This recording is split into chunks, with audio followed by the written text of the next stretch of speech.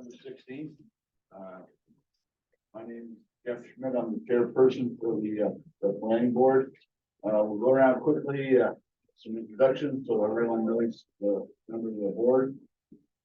Mike Harris, vice chair. Matt Humphrey, planning board member. Mike Walpole, planning board member.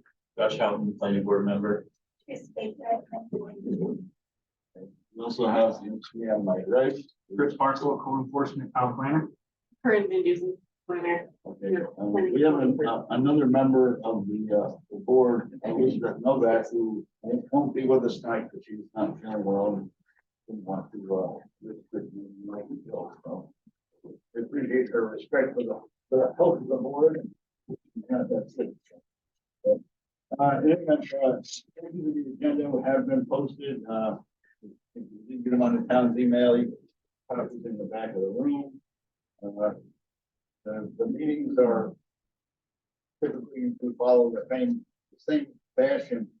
The first part of our meetings are open. It is an opportunity for anyone in the audience to address the board with concern, cause, anything that you think the board may or may not be interested in, but the particular interest to you.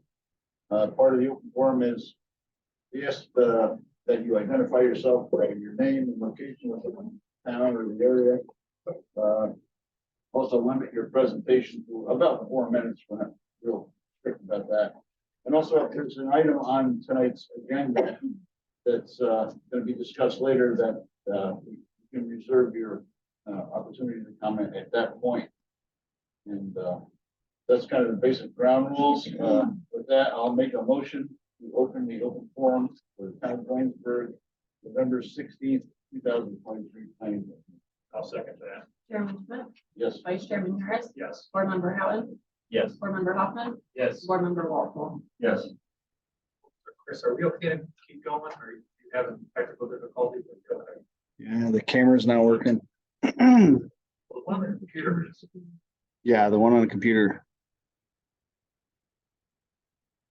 Still recording. Yeah. Can't see. Yeah, they just can't see. Yep. Try to figure it out. Okay, so if anyone has anything to say, please feel free to say so. If not, make a motion to close the open forum. November 16th, kind of thing. Second that. Chairman Schmidt. Yep. Vice Chairman Harris. Yes. Yes. Board Member, Yes. Board Member Walpole. Yes. The next item on tonight's agenda would be sketch plan review, and we have no items in that category. The next item is the public hearings. We have 2 public hearings we'll continue to conduct tonight. One is a continuation of the Spiro Kagas wishy-washy submittal. That application has been, I think we're going on almost 3 years now. I think next month will be 3 years of back and forth on this application. I think in the last month we've made significant progress. With that in mind, I'm going to make a motion to open the public hearings for the Spiro Kagas special use permit for the accessory parking after which you like to put away. Board, yeah. Chairman Schmidt, Yes. Board Member, is that Hoffman? That's me. Walpole. Yeah, yes. Vice Chairman Harris, Yes. Board Member Howard, Yes. and Board Member Hoffman. Yes. Good. So, maybe Joe, give me an opportunity for you to I'll give you an update on. update on the update. I think it seems like we're at a reasonable position now. I hope so. Since the last meeting, we have been in touch with Jamie Malcolm at DEC and with your TD, Doug Cole. Yep. And we've had telephone conversations and emails back and forth.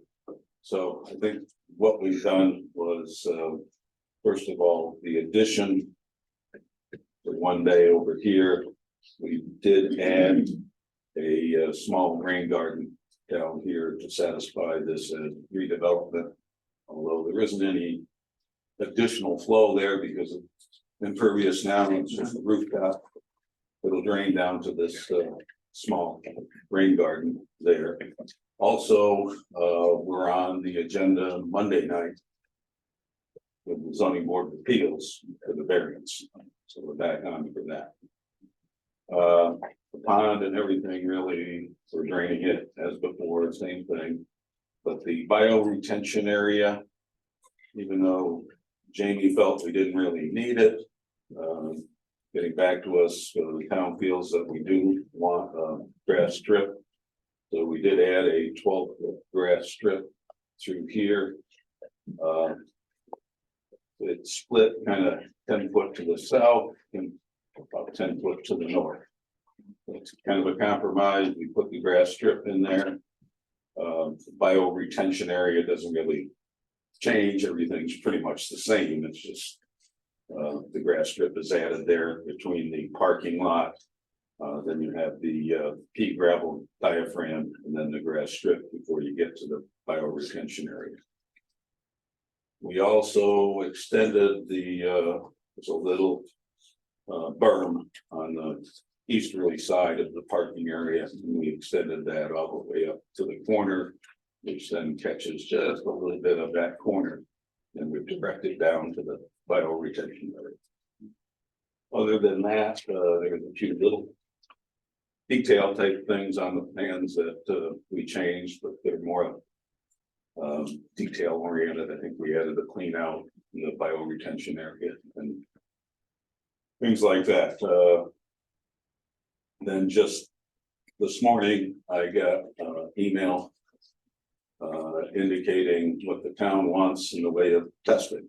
We hadn't seen that before. We'd asked Yeah, for we it. just got it. We just got it today. So I'm not a chemist, so what we have to do is send that out to the testing lab that the Sparrow uses, has used for years, to find out, whether or not they can do it, because they've got to be certified. Right, to do it. They've got to be able to come out and take the test. And then I don't know how long it's gonna take to turn that around. Yeah, I think the way I read Doug's thing, he called for 3 samples. And 3 samples and then composite, Yeah. but then he also said something about a water sample Yeah, he said something about a water and sample. it's another soil sample. Yeah, for some background. Background. Yeah. So I just want to emphasize again that we don't feel that's necessary. DEC didn't say it was necessary, so. I mean, it's up to you. We can't, so Yeah. that's your decision, not mine, not ours. Yeah. I think, we've gone through this a number of times, and I think the board, I'll speak for the board if there's a opposing opinion. I think the board feels strongly that this is something that should be done, should be memorialized as to what's there. In the event that sometime in the future, something happens.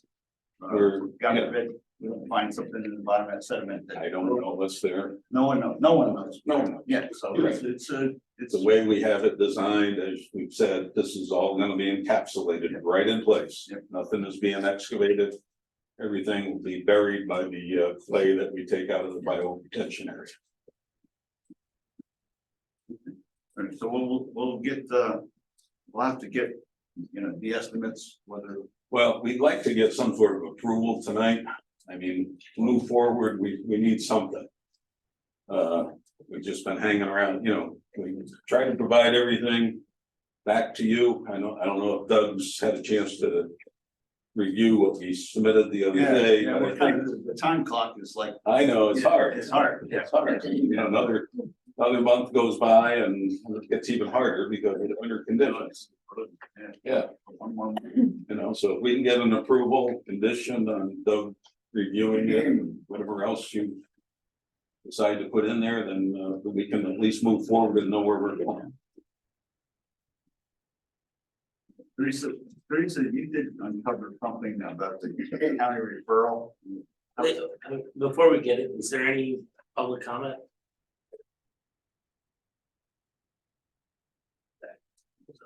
Are you guys ready to close the public hearing? I would think so.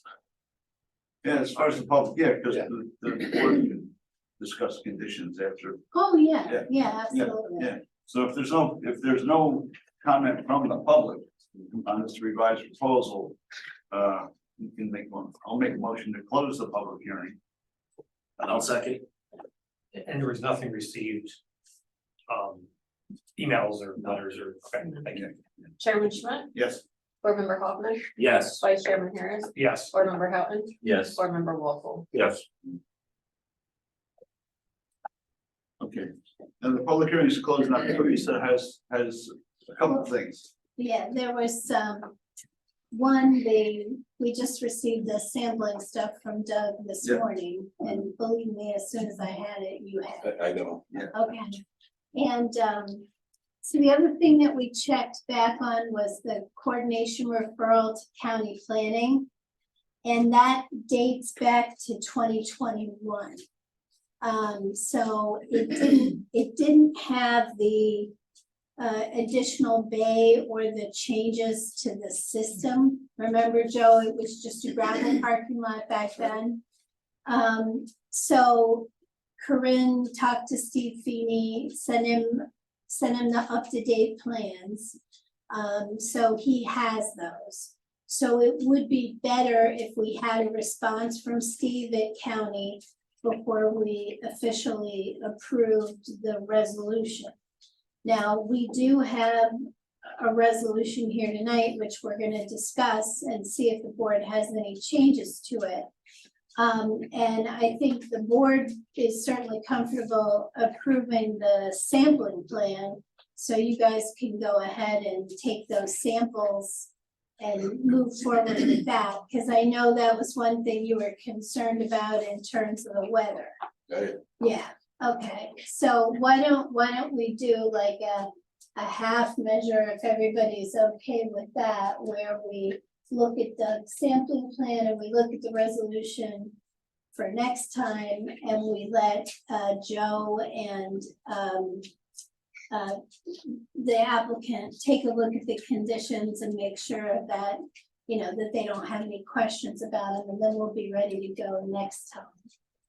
Could we get the approval condition upon getting the county's approval? I really We've done wish that we- before in other communities. I understand that communities do that,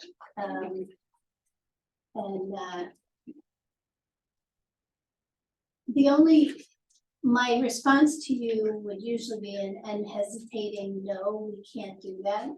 But we did refer it once before. The problem is the referral is no way up to date, because what we sent the county was from 2021.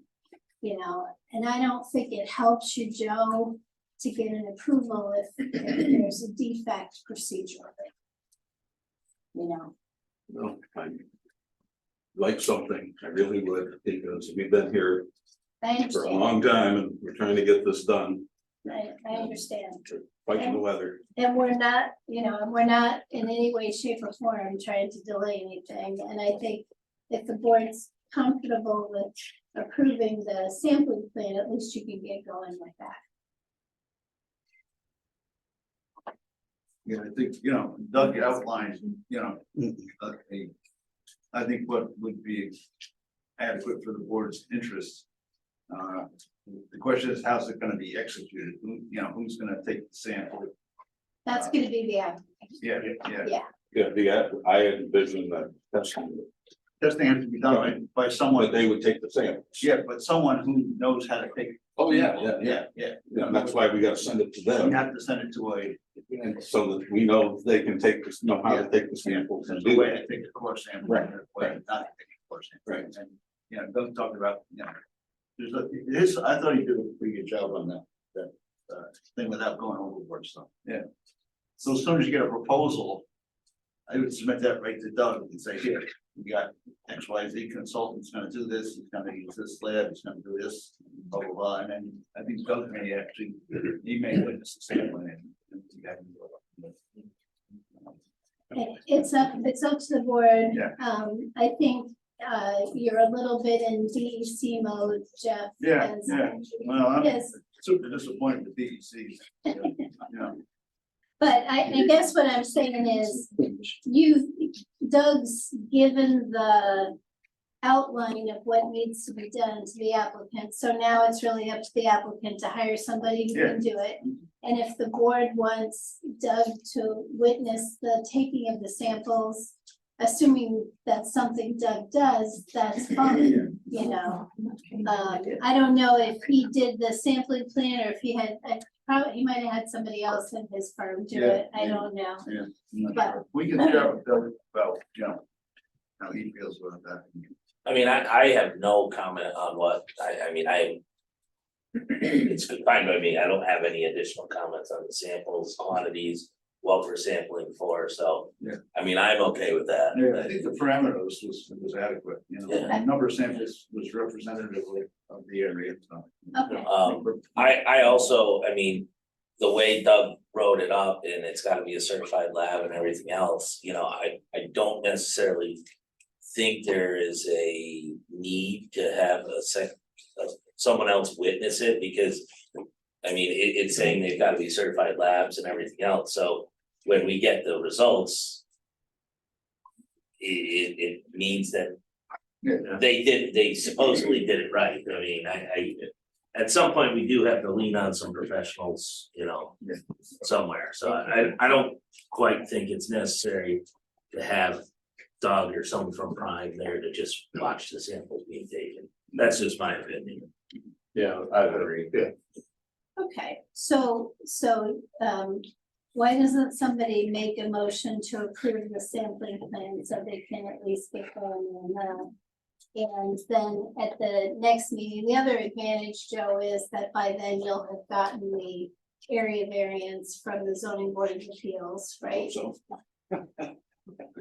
This is, you're asking for a relatively minor area variance, as I understand it. How much of the side yard are you intruding in? It's like a couple of feet, right? The whole addition, yeah. Third bag. Yeah, It's like 10 feet or so. 10 10 feet. yeah, it's about 10 feet. all right. And you're on the agenda for next Tuesday night, right? I thought it was Monday night. Monday You could be right. Okay.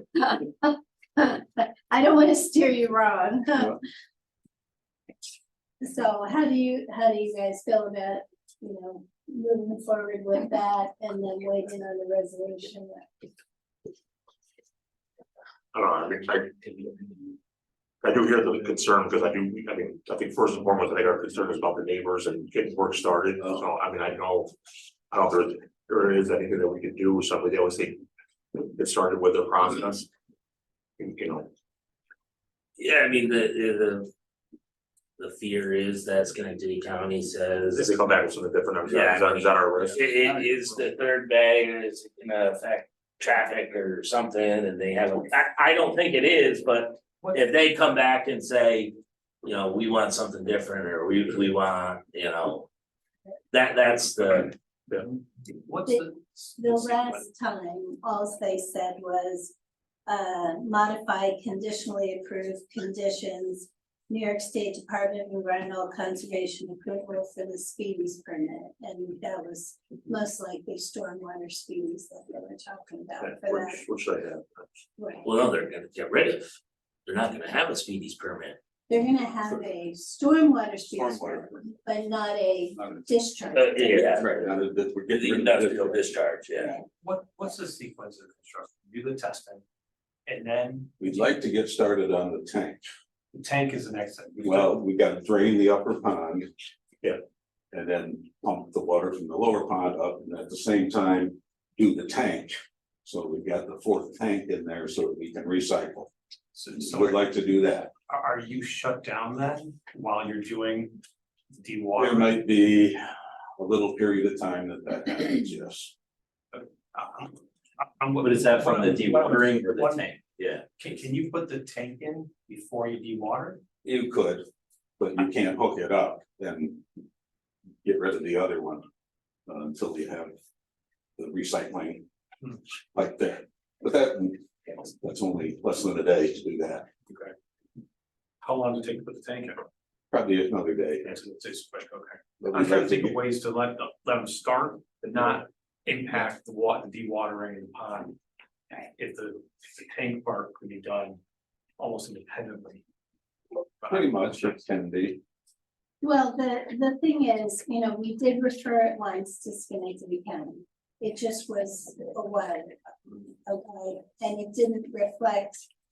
And it's hard for me to tell, but from the description, it doesn't look like it reflected the third bay. Although I do remember when they initially applied to us, there wasn't a third I bay. thought there was. Yeah, so it's possible, you know, that it was there. So, I mean, this is a questionable situation. Like I said to him, if you wanted to go ahead and do it, you know, subject to any conditions added by the county, we could do that, I mean, it is at their risk. Because yes. if we give them approval and they start construction and Schenectady County has comments. Then you're redoing work, potentially changing plans, changing, you know, I It's don't not. come back with any technical I'm comments. just or saying, anything like it's this. risk, that's what it is, you know. It's probably less of a risk with Schenectady County because they very much focus on regional impacts. I know you're in other counties where they, but they don't really focus on regional impacts. So, I mean, it's really up to you guys, you know, I mean, it's not a situation where there was never a referral, and we have sent the updated one out to them already. It's just, you know, you could make it a condition or any additional conditions that the county imposes. Yeah, I mean, I think if it's conditioned that, and it's procedurally appropriate and, you know, copacetic, then, I mean, the risk is on the applicant. Yeah, it's not really on us, it's Yeah. not risk on us. Yeah, because procedurally, if it's appropriate, then I'd be on. Well, I think the risk of the planning board, this is where you need to advise us, if we allow this to move forward without the county's approval, we've given them that temporary approval, even though we say it's contingent. Is that, what's the precedent there? Well, if you had absolutely no referral to the county, you would clearly be wrong. Okay. Okay, you clearly can't do it. For this situation where it was so long ago, the idea is that you update. I mean, we don't usually have this type of a situation. If you'll remember with I had to drag this one out, but Oak Hill, we re-referred it because there were substantial changes. Here, the changes that are being made are all beneficial changes, okay? They're going from a surface discharge to a recycle system. And they're putting in stormwater features that they hadn't put in previously. So there's a lot of benefits, and you have a SWIP now, and you'll have an NOI, and we're requiring a pre-construction meeting so that everything can get started appropriately, etc. So, and we did put in a condition, because this is the bay, not the other approvals, but the additional bay is contingent on the ZBA granting that approval. So there would really be two, what I would call procedural, you know, issues. One would be if the county had any additional comments, and the other would be if the zoning board of appeals says no, then, you know, then they can't build that bay. They're the only ones who can prove that. But they could still get started with the rest of Yes. the other work, yes. which I think in our. You know, in our interest of the rest of the public is we want to get that work going, so that way we're not dealing with a springtime condition where now. We have, you know, winter runoff and or spring runoff into the neighbors. So I think I'd like, you know, my preference would be try to get them started, so at least they can try to be doing the corrective measures. And the county was concerned about the speedies, which they're actually eliminating Right. by this, so if it was a concern of some other facet that. You know, wasn't being addressed or staying the same, you know, they might have that. Like I said, I'm like ultimately not concerned that the county is gonna change their views. I just don't, it's the same. I mean, the other thing to think about, even if we did approve it today, they gotta put their NOI in. from my experience recently with NOIs, you're not gonna get your letter of acknowledgement for a month. Yeah. To start construction, so they're really behind, Okay. on those. Well, then if we move forward, there's still time to retrench if we need to. We need to. All right, well, and again, this is not my decision, this is your guys' decision, you know, I'm just playing odds.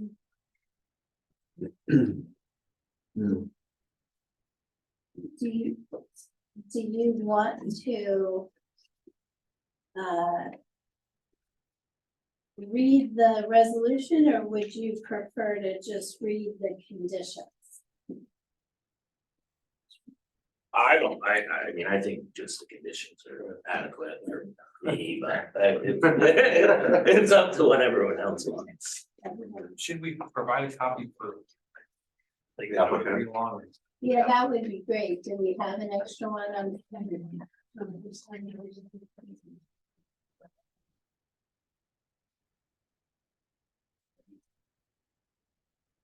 Yeah. That's- yep.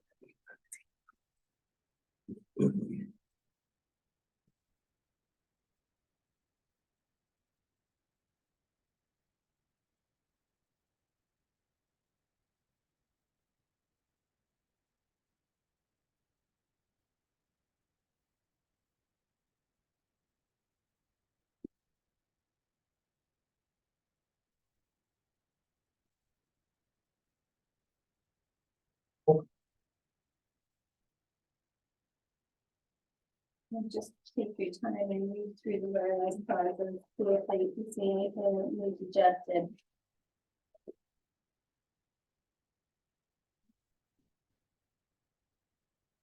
Okay, she, the one that you sent out. Yeah. Okay, all right. The resolution letter.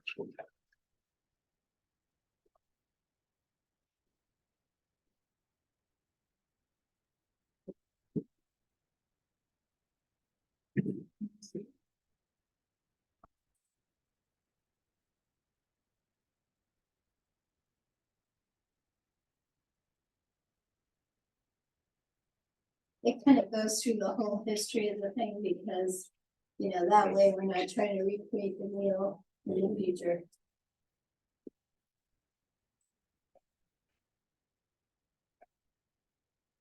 Yeah, we would have to take out the,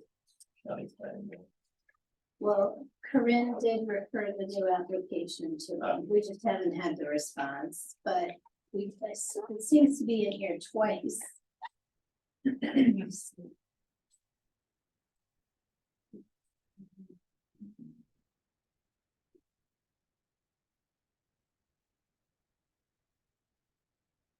Yeah, so we would just say, take out and receive the county's recommendation. Which on page 2, On page 2, yeah. is that the one talking about the first approval though? Yeah, you know, that's in there already. Yeah, so that should be there, right? On page 2, there is another one. It's on, yeah, page 2, it says, whereas the town planning board referred the application to Schenectady County Planning and Schenectady County Planning responded with the recommendation that the project comply with DEC requirements. And then, so the second one on page 3, I think. Yeah, that's page 3. Yeah, so the That's first just one, a repeat.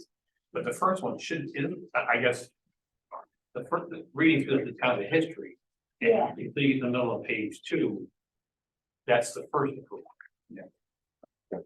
Right, No, the first approval is all the way through to middle of page 3. Right. Yeah, if there's an extra referral to the county at the Okay. top of page.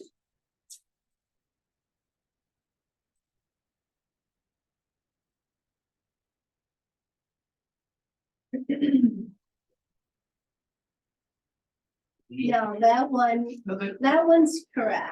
Yes, and then the next one is we instructed and then Yeah. didn't conform, and Yeah. then we talked about it again, and we referred it again. Yeah, and that's But just strike the and receive recommendation. right, that's right, it was referred. Do we have a copy of the testing stuff from Doug? Yeah, I have an extra. I just wanna make sure number 4 in the resolution. You mentioned the 8 RCR, so I just wanna make sure You that. know, we can now take that out and just reference the sampling. Okay, that'll work, Yeah, yeah. that's, where is that? It's number 4 on page 3.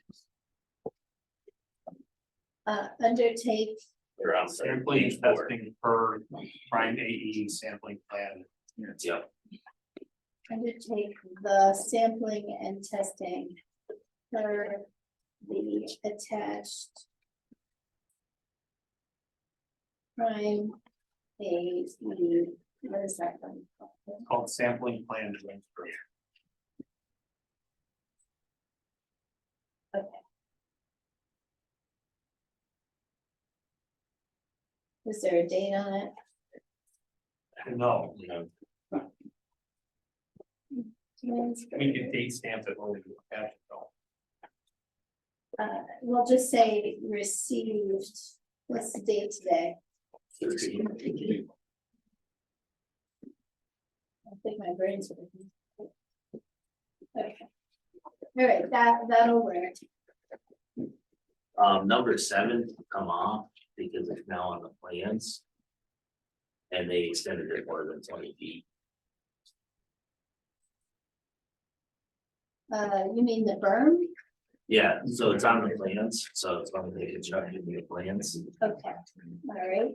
And also the rain garden can come off too, right? Yep, Okay, so 1 comes off.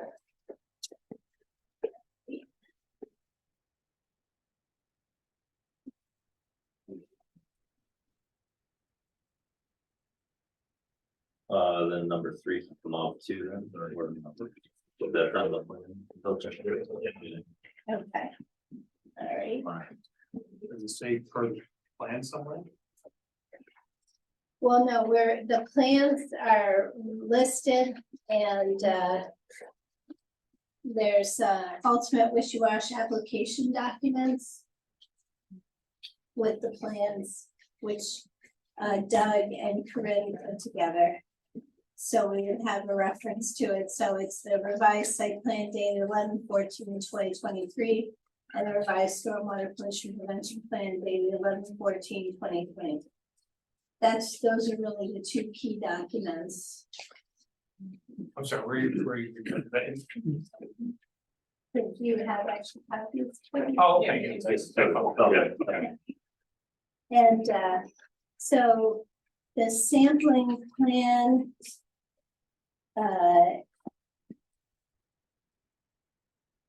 We'll just call the sampling plan Exhibit A. All right. And we'll let's see. Somewhere in here. Oh, it's in 16. The following approved plans shall be implemented as part of the project. See attached list of plans.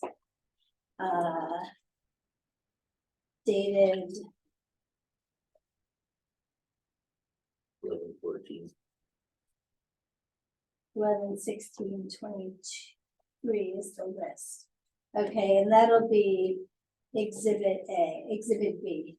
Okay, so both of those will be attached. Does that work for you guys?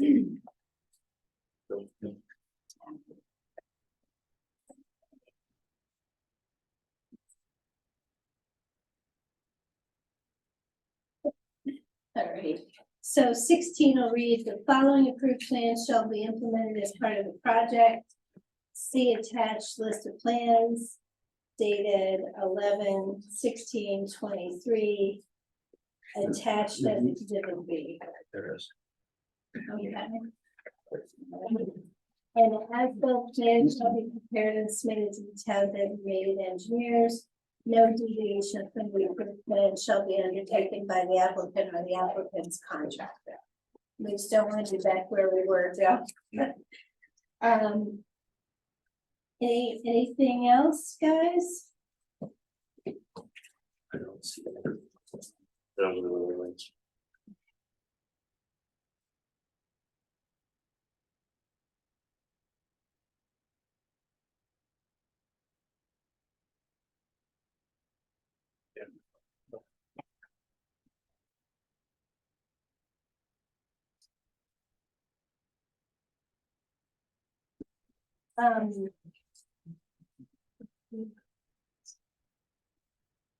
So we need to put in a contingency for the county. Address any additional, Plans and search shall be modified as needed. Based on anything on that's received. I don't think we wanna have plans revised without you guys looking at them. So address any comments raised, okay? Address any comments raised by Schenectady County Plan. And so as soon as we get those, we'll know if there's really anything. Okay, Joe? Yep. All right, so. Are you okay with that, Matt? Yeah, I think. Finally got across the hurdle. Only if somebody wants to move it. So do we still need to make the first, did we do the first motion to accept the sampling plan? Oh, you're approving it now. as part of the Okay. resolution. So we don't have to do two No, motions? no, you can do it all at once, and this is just a reminder that this is a type 2 action, they're adding on less than 1,000 square feet, so. Is there anything in the town codes that would make? Let me say it differently, do we need to include anything in this resolution that Chris needs to be in attendance for inspections at certain stages of construction, or is that already part of the building process? So it's number. We had a pre-construction meeting with I saw the with pre-construction, Doug Cole, yeah. but I'm talking about, I don't know, building a house, you have the foundation inspection, you have to have electrical, you have to, do we need certain milestone inspections? I don't think we need to say that, Chris has to go out and inspect the bay especially, Okay, you know, and, I guess the question is whether you guys, so we have in here that they're gonna produce as-built drawings, so we know what's out there. So the only question is, Joe, how long do you think this work will actually take? Depends on the weather. Obviously, it's, I mean, normally it would take probably a month and a half or so, 2 months. Okay, I mean, You don't know. number 14 does say the SWIP and NOI shall be kept in place until all stormwater measures are in place Right. and are effective based on an inspection by the town designated engineer. Yeah. So that's basically saying Doug Cole's gotta go out there, or Okay. someone from Prime AE has to go out there, inspect it. Make sure that what was built meets the design plans. Yeah. Before they can submit for an NOT. Right, obviously, we're not gonna get grass to grow this year. It'll be into the spring. So there kind of is some inspection in the resolution. and the structure absolutely has to be inspected by the building inspector, so. And the tanks too, I mean, that whole thing. So Chris, feel free to speak up.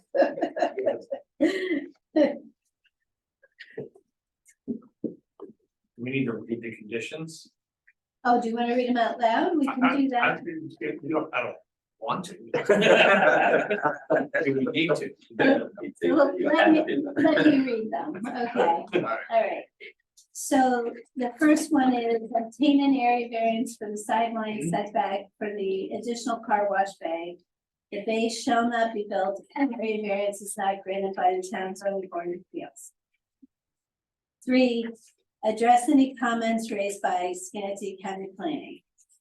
4, undertake the sampling and testing per the attached prime AE sampling plan to Waynesburg received 11/16/23 attached with exhibit A. 5, no food truck is approved for the site, just wanted to make that clear, because it was part of the application originally. 6, prior to commencing construction at the site with the contractor, both the town TDE and the building inspector shall be present to go over the plans and the mitigative measures with the owner and the contractor. 7, we took out. 8, replace the exterior lighting with downward directed night sky compatible lighting and turn off at least half of the exterior lights at 10 p.m. until 6 the following morning. There shall be no flashing lights at any time. 9, work with the building inspector to make on-site signage conform with the zoning code. That's really up to the building inspector.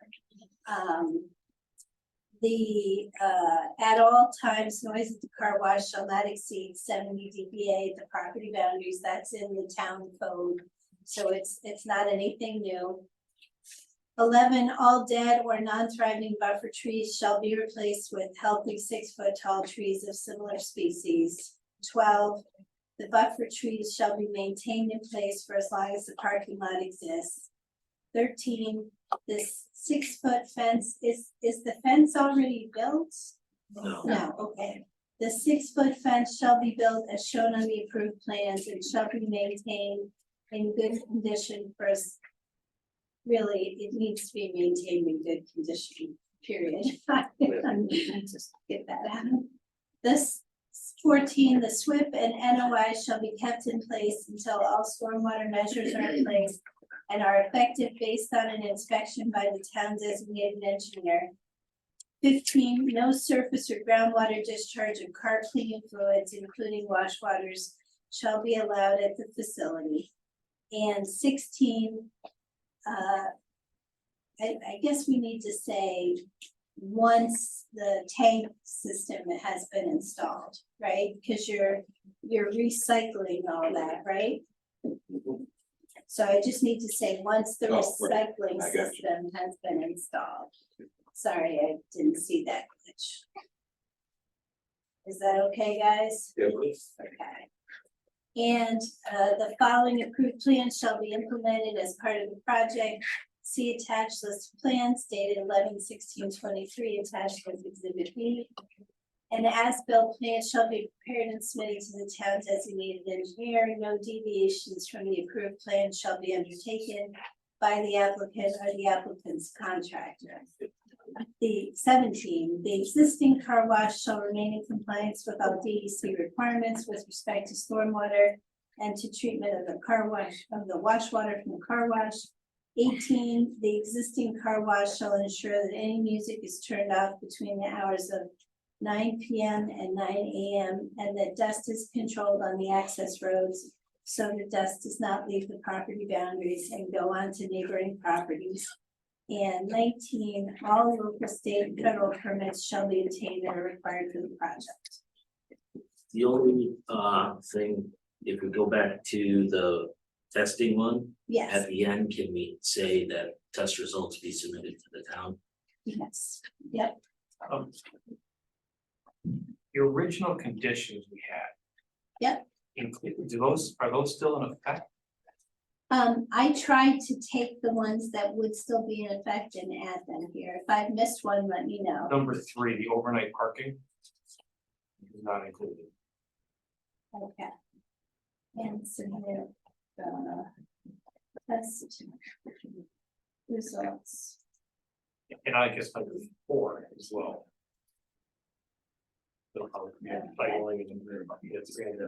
Okay, so we'll add 20. Why don't you read it out and I'll just, The existing car wash shall place a gate at the entrance to the overflow parking lot and ensure that trucks or other vehicles are not kept to the facility overnight, but only in conjunction with using the services of the car wash. And it- oh, it's, you got it. It's already- It's already. oh, it's in It's there. on the previous condition. I didn't expect it like that fast. Okay. Number 3 from the previous. In number 4, the previous list. Okay, you wanna read number 4? Sure, the existing car wash shall place visible, long-lasting signs to car wash and overflow parking lot per the design attached to Attorney Z's May 14th, 2021 letter indicating that trucks may not idle and that trucks may not park at the facility overnight.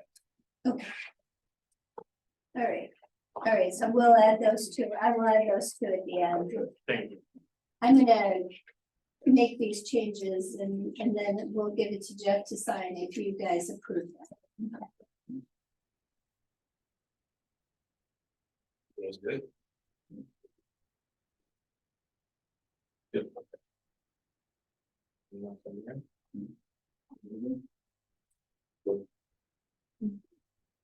So I'll make a motion to accept the resolution as amended for the application of Spiros Kagas for site plan approval, special use permit for revised overflow parking area, additional wash bay and newly designed wash water recycling system and stormwater design for the parking lot and the wishy-wash car wash. I'll second. Board Member Hoffman, Yes. Board Member Walpole, Yes. Chairman Schmidt. Yes. Vice Chairman Harris. Yes. Board Member Howard. Yes. Okay. Okay, thank you very much. So. Fine. Long road. Okay. The next item on the agenda involves another public hearing, member of the board, Mike Walpole, who Repeat myself. recused himself. Mike, you got somebody here. Yeah, I got a You want me representative. to stand or can I stay here? You can- As long as nobody has You a. take Mike's seat. Oh, I'm here. Trying to get rid of him for a while. Go ahead, just, the proposal, I think, was pretty simple. Yes, We have- I'm sorry. Go ahead. My name is Kelly Denoyer. I'm here on behalf of Mike Walpole. As you guys know, he's seeking a pretty, Sorry. I'll not Sorry. present first, then we'll. Okay, all right, great. Sorry, Yeah, just just present. read your roll. Go ahead. okay. As you guys know, he's seeking what we believe is a pretty straightforward special use permit. So that he can erect a second residence on his property here. He currently occupies this residence here. All he's looking to do is to have use of his home currently while he builds the second home. And it's his intention to demo the current property once the second residence has been completed. He did tell me earlier that he's already been to the county and has paid for a curb cut permit, so he's already gotten the ball rolling there. So I'll make a motion to open the public hearing for the Michael Walpole special use permit. I'll second. Vice Chairman Harris. Yes. Board Member Hoffman, Yes. Chairman Schmidt. Yes. Board Member Howard. Yes. And so if anybody in the public has any comments on Mike's My name is George Jackman. I own property across from Michael. He mentioned to me a few weeks ago, without reference, that he was going to demolish the Creedy home. That he was going to build a second home with apartment above, a workshop below. Very appealing to me, since that's what I had in New Mexico. I rented them out to artists, and things are totally different in New Mexico than they are here. I'm here because I wanted to see what elements were involved in the town, allowing 2 dwellings on 1 lot. My 5.45 acres is directly across from Michael's. It'd be an economic advantage for me to be able to build 2 homes there. I don't see in the reference here that it's contingent on tearing 1 down. I bought 3 lots, large chunk of land, because I wanted room to not be part of a subdivision, because the way things work in New Mexico. I don't on the face of it have any objection to Michael doing that as long as, if we're blowing apart the zoning, that's a different thing. Well, just to be clear, Yeah. we're not blowing apart the zoning. So, an opportunity to apply for a special use permit is tantamount to saying that it's an okay use, you just have to meet the standards. So in town, it's not uncommon for people to have a house and an accessory dwelling unit, which I think is what you probably called it out in New Mexico. But so you just have to come in and apply for a special use permit. So we'll be looking at things like, is there adequate septic, is there adequate water? You know, just sort of very practical considerations. Mike has chosen to tear down the one house. Okay, so it's not that you have to tear down one of the houses if you're gonna build another one. That's just his choice. No, in passing, I asked if he wanted to sell it, because I originally was interested in the home and was working through, the town, I can't remember if he was the assessor, but he referenced that Mrs. Creedy is on her last legs and her daughter is around. Anyways, I was out of town when it sold, so I never got in on that, but Well, we can't make Mike sell you the house. No, so the section 8.4 parentheses 8, is that in reference to this, that you're okay with accessory units on a lot? They used to call them mother-daughter units, you know, and that the special use permit allows for it in most districts, yeah. And obviously it does in this district. Chris, which district are we in? R2. R2. So I would say it's relatively common based on my recollection. So if you look under uses permitted by special use, it is dwelling 2-family. So you can have that, it's always been interpreted as you can apply for and obtain a special use permit for a second dwelling. Okay.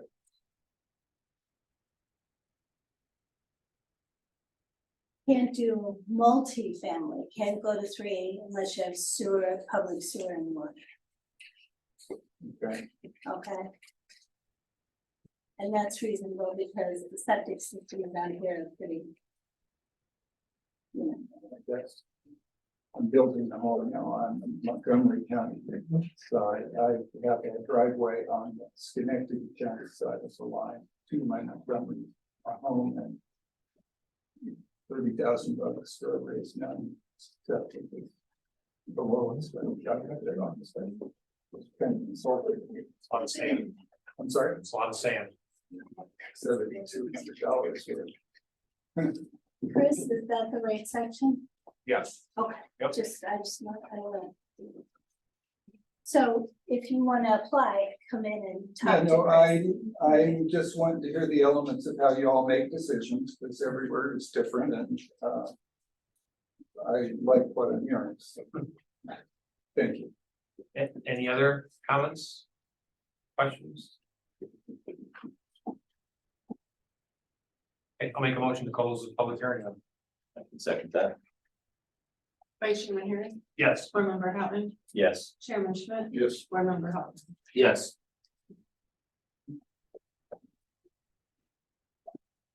The mic back in. No, you gotta go ahead and make a motion on the special use permit. No other, no secret type. It's a type 2. Yeah, Elizabeth sent me her list. I saw the list, I just couldn't remember. Yeah. You know.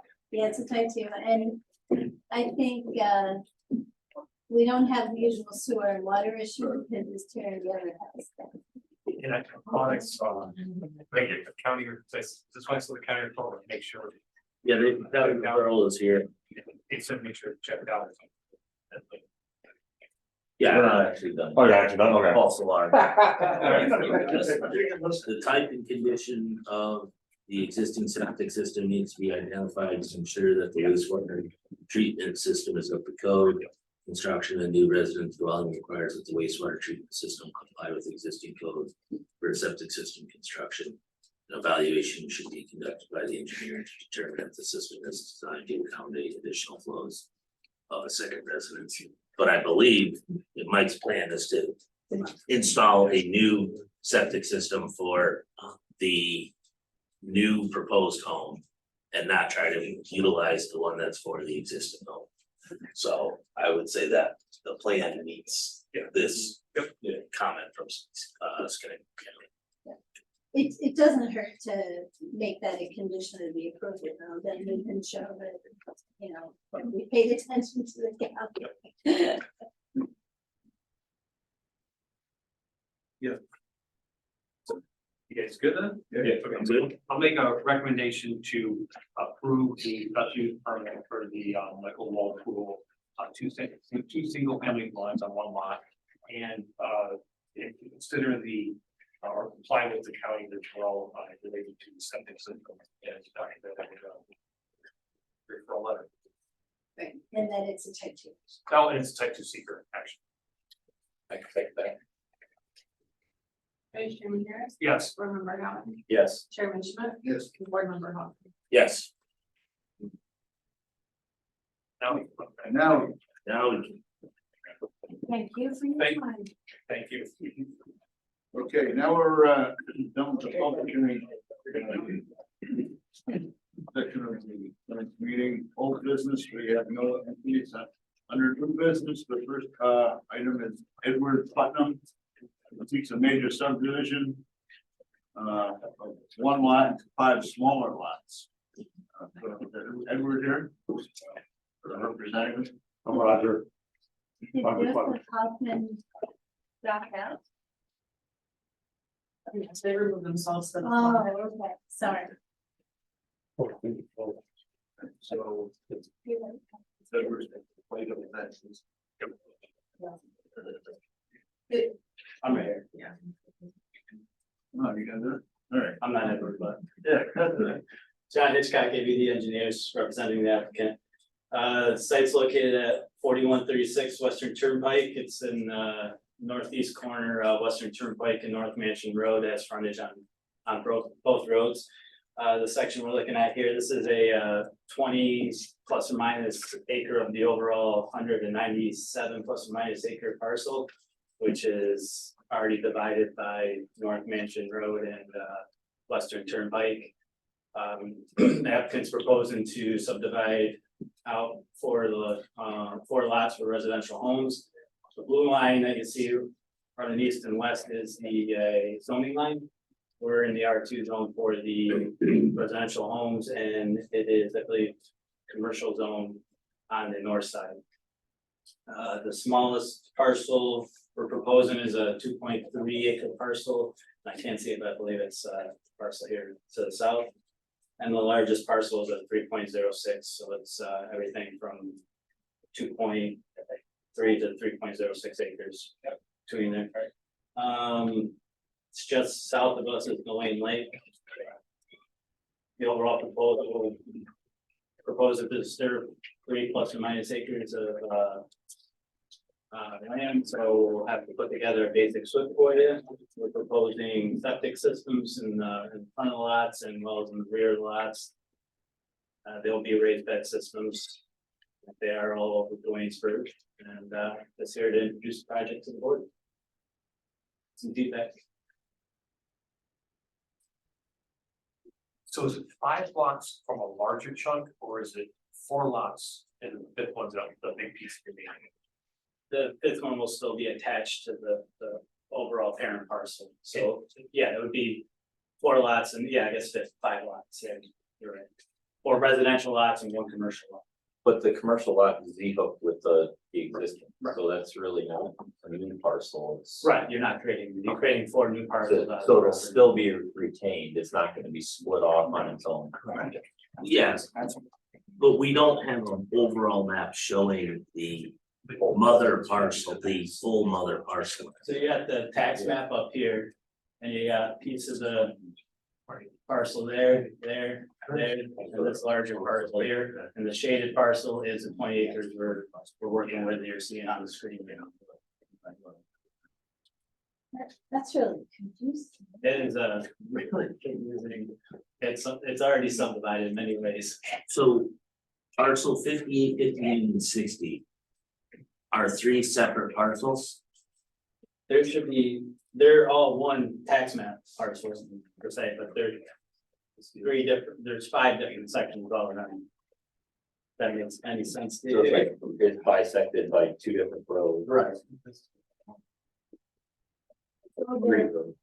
3 roads, yeah, you're right, 3 roads. Yeah, because then you have the highway, which goes Z-hook even across the highway. Correct. So it all goes over across the road, like gas station. Right.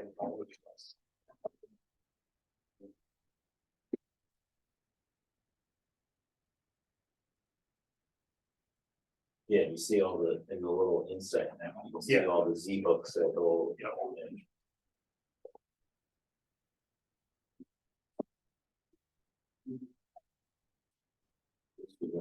Oh, that's in the folder, oh, yeah, I know, I've seen it. Behind this. Yeah. Oh, got it. Yeah, I have it, I have it.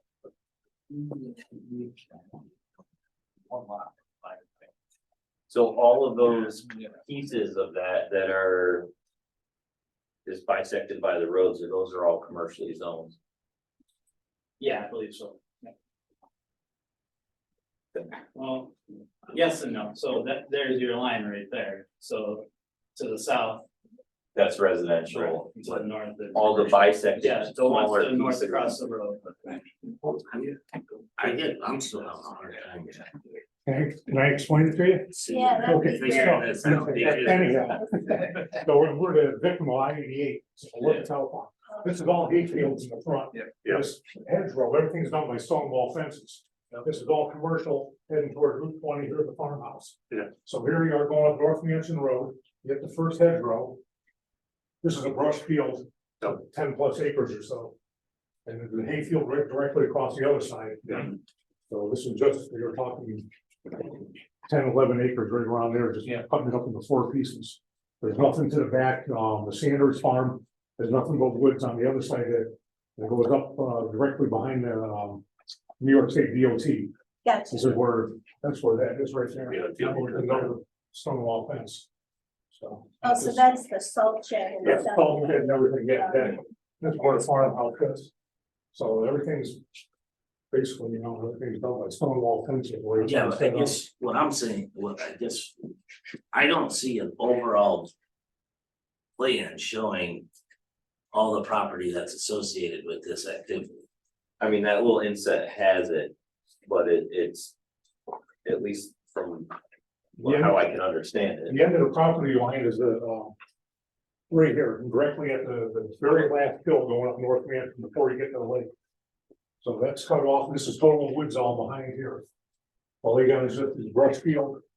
Basically, But right the at property the line road. right here. So this is the one that's near the North Mansion. Yeah. I'm looking at the tax the map. hill. Um, So And this is all. This on the is left-hand side. one parcel. this is another parcel. But are they, or are they actually zero? And do they have the same number? Yeah, they do have the same. Yeah. So it might show, I mean, I can't see what you're looking at. Yeah, so does it actually show the tax? Actually, I would. And that's what I'm saying, we don't have a plan showing The parent. the parent The whole part. parent, because Yeah. it does extend past their. That's all right, you can certainly and should ask for that. That's Yeah. no problem. It just helps us keep track of what's been subdivided and what, that's all. Cause it's very confusing out here. Correct, and that's what I'm saying, I think this needs to be shown on a survey map. Yeah. That's what we have in the corner here.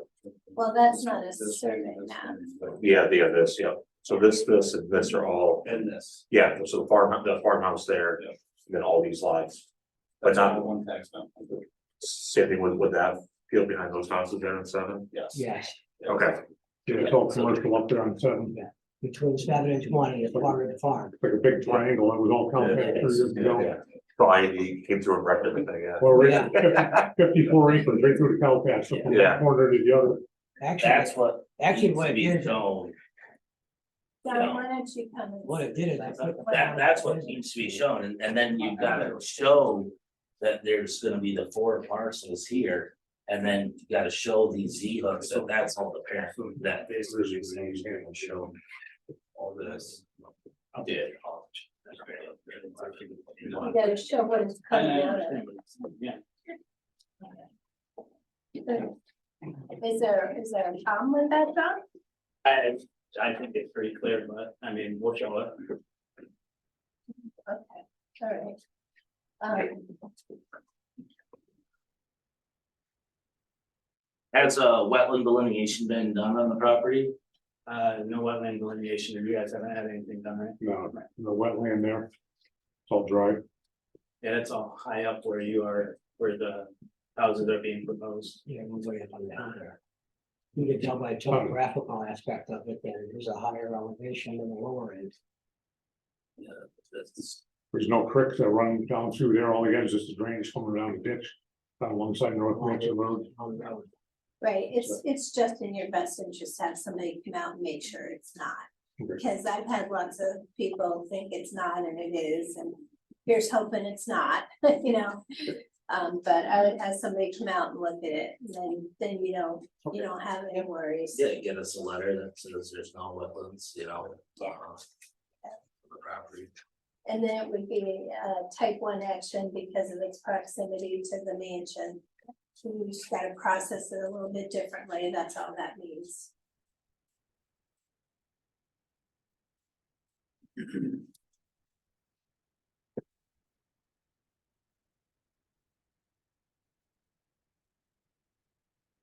This is also type 1 because it's a major subdivision or not? No, No, okay. oh no, you gotta have like 50, Okay. yeah, no. Are we in an ag district here? You are, yes. Okay, all right, so did you put the ag data statement in? We did. Okay. So we'll have to be sure and send the ag data statement with your county referral. Yeah. And then if there's any farm operators within 500 feet, we have to send the application to the farm operators. Are there any farmers within 500 feet? No, just me. They are the farmer. Hey, Try to keep it good looking. It's, I got Mark Lawrence, Ron Bales, everything now, so. Try to keep it looking the best we can. Well, is Feather Snows considered a farm? No, Nine more. the mountain, no. okay, mansion, you got a couple of horses, that's it. We can send it to Jimmy. I mean, if there's any doubt, it's better to send it, but I don't think they hay their fields, do they? Like brush hogs, everything back here, Brush hogs it. keeps it all done, it works nice back. Yeah.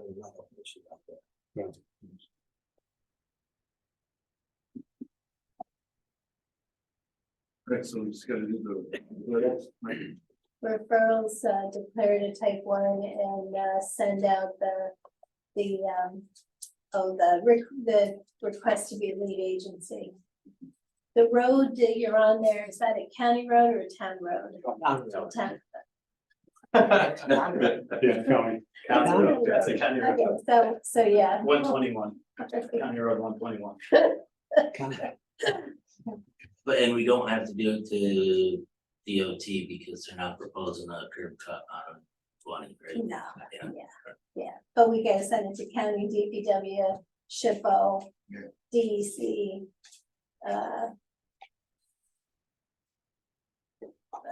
County Department of Health for the septic, I think they do that, right, Chris?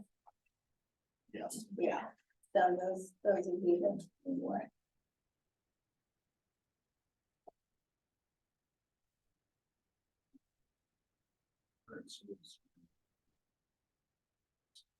Yeah.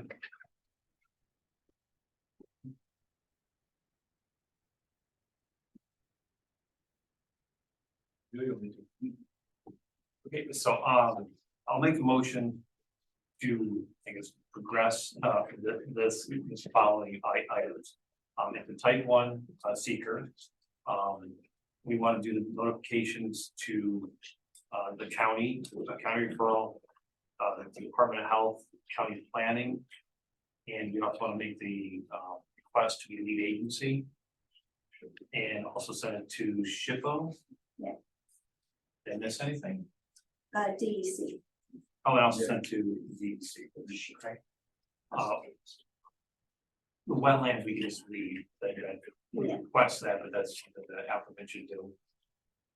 I think that's it. Right, and you want them to show the parent parcel. Oh, yes, and show a better, delineation of that parcel that crosses the. I made that motion. We'll second that motion. Vice Chairman Harris, Yes. Board Member Hoffman, Yes. Chairman Schmidt. Yeah. Board Member Hoffman, Yes. Board Member Wolfle. Yes. Thank you. Thank you, ladies. You think probably a little bit. Not very nice.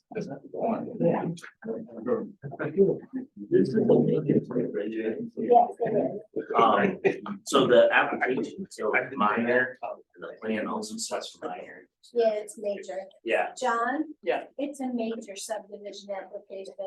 Okay, Yeah, so if you could just correct that. all the documents say minor. okay, yep. Sorry. Thank you.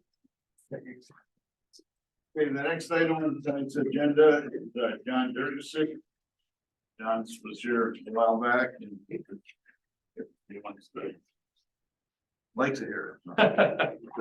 Letter ticket. What do you got for us tonight, John? Well, this goes back to the previous application for a subdivision of my property, which I've now postponed with the town because of this. Back in May, my surveyor came out, we did the survey and we found that the adjoining neighbor had built a structure which he uses as a garage, 3 sheds, a LP gas tank, and a wood boiler on my property. Whoops. So I approached him, gave him an option, he could either move it or I would sell him the property. My surveyor elected, I talked to my surveyor, we had talked about him doing the survey for $200 so that we could go through this process back in May and June. They elected to hire a surveyor from Cobleskill. And they delayed everything until just late October, when we finally came to an agreement that they were gonna purchase the 0.08 acres that's there. And you want me to, with a laser, to point it? Yeah. Yes. Has a quiet bit. Okay. Do you want to read this? No, this one's fine. All right, this is my excuse me, this is my property here, which you saw on the previous map. The area that we're talking about selling is, and how come I lost it? There is essentially this triangle right here, which is 0.08 acres. And you can see on that map, he's got a wood shed, a boiler, a tank, a garage, and 2 sheds. So even after we sell them the property, it's still going to be not in conformance with side lot variance, which isn't my concern, but it'll be your concern. So, like I said, October 27th, we finally came to agreement on a sale. And at that point, I filed for the lot line adjustment. Okay. And I want to just say that my applying for it is conditioned upon their buying the property. So. Okay, so we can approve a lot line adjustment that's not in conformance with the setbacks. So you'll have to go to the zoning board of appeals first. And they'll grant it. Okay. Who is going to go to the zoning board of appeals? In order for you to, I don't own the structures.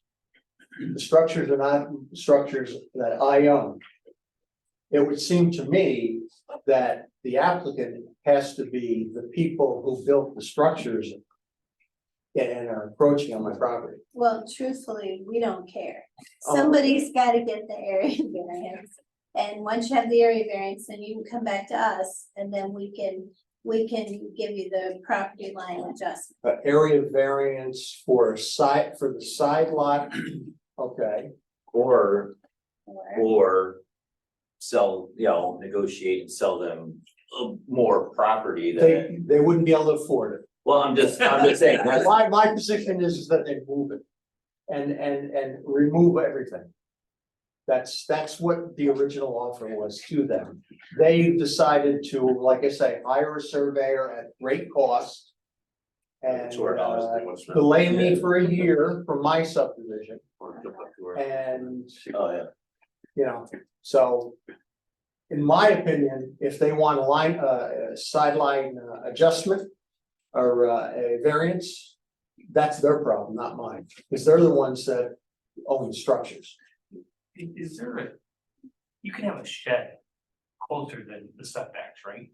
I mean, there's a lot of sheds here, but. But he's using this one structure as a garage. As long as it's 12 by 12. Or in each. I believe you're bigger than 12 by 12. Yeah, and then it's not just a shed, I mean, you look at the orthos and there's quite a bit of stuff right there. Yeah. I mean, the propane tank, you said, a wood boiler. It's a propane tank and a wood boiler that are on my partially on my property. The one structure right here, which is partially on my property, is well beyond 12 by 12. The one he uses as a garage, which is right about there, is, I believe, also bigger than 12 by 12. So is It's a there's vehicle. no wall that's there, that's what they were assuming was the property line, is that? Well. To get into the history. This was originally split in the 80s as from one parcel. And there was a variance given to create this parcel back here, which I attended. And unbeknownst to me, they had hired a surveyor, Blackstone, I think, out of Rotterdam. And they actually had this line established right here. Yeah. So they were fully in knowledgeable that that was their property line. But when they built the structures, they built them off of the stone wall. I see. So, they went, like I say, all this summer, they reestablished everything here and proved that my surveyor was correct, they're encroaching. And even if they didn't buy this piece of property from you, they still need a variance. That's correct.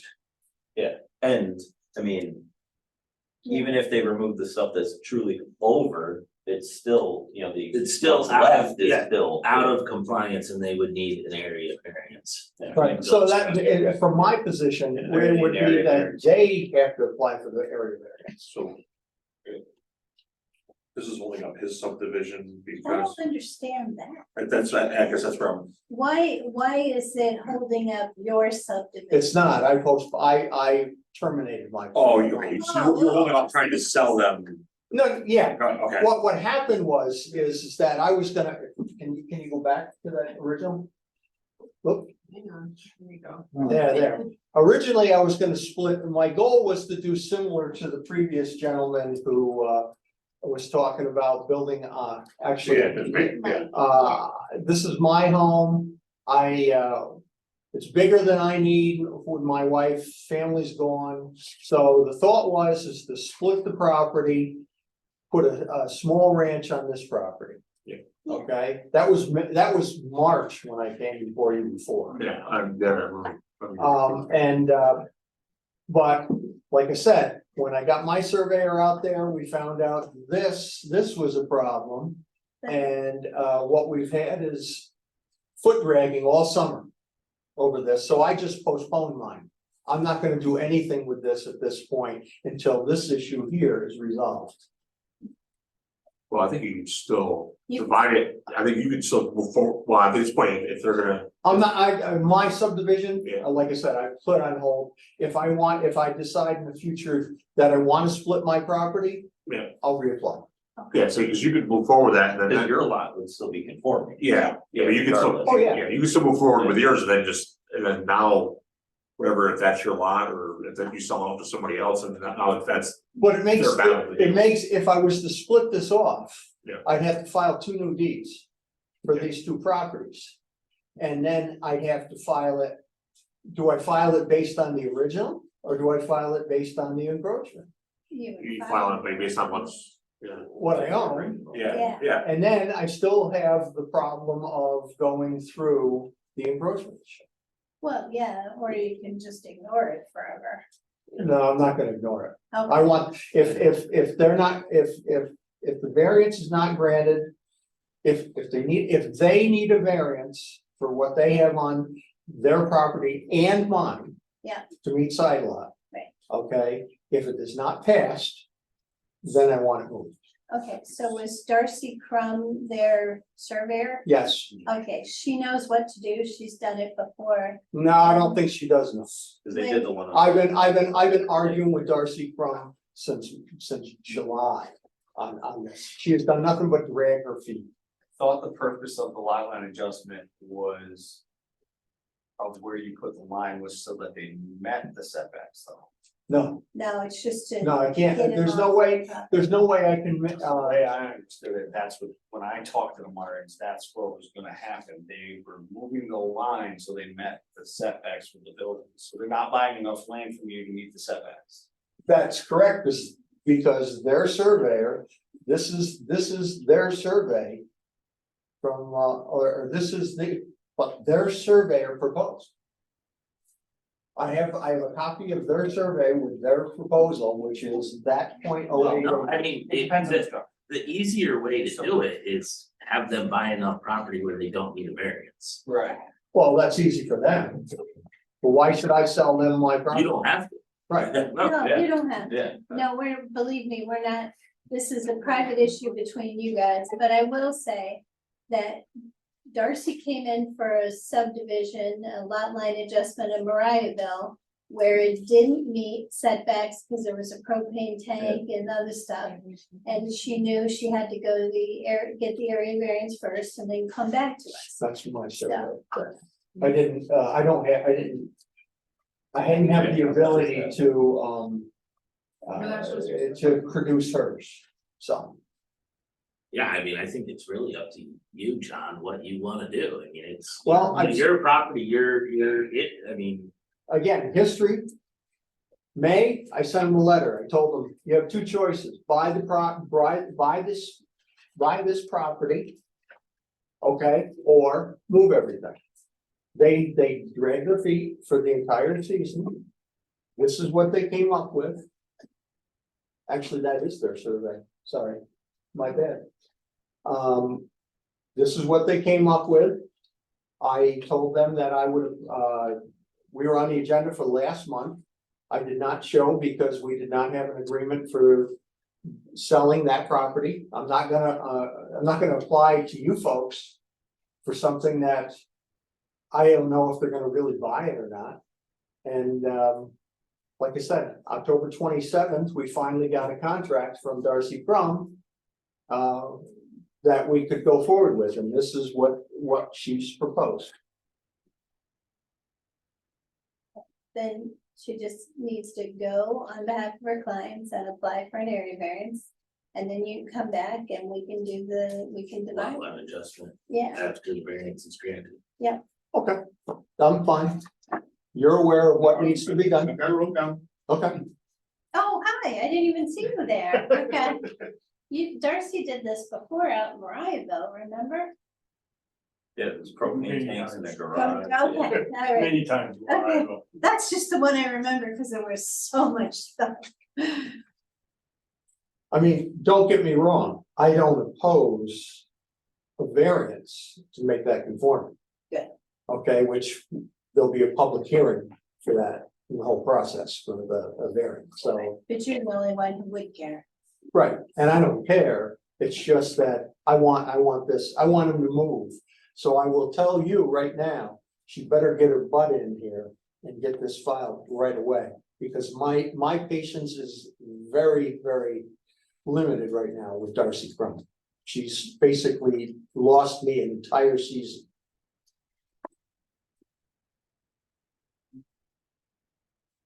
So we'll wait to see you again. Thank you. Nothing personal with you guys, but like I said, I'm getting fed up with the delays on this, and it's not caused by you.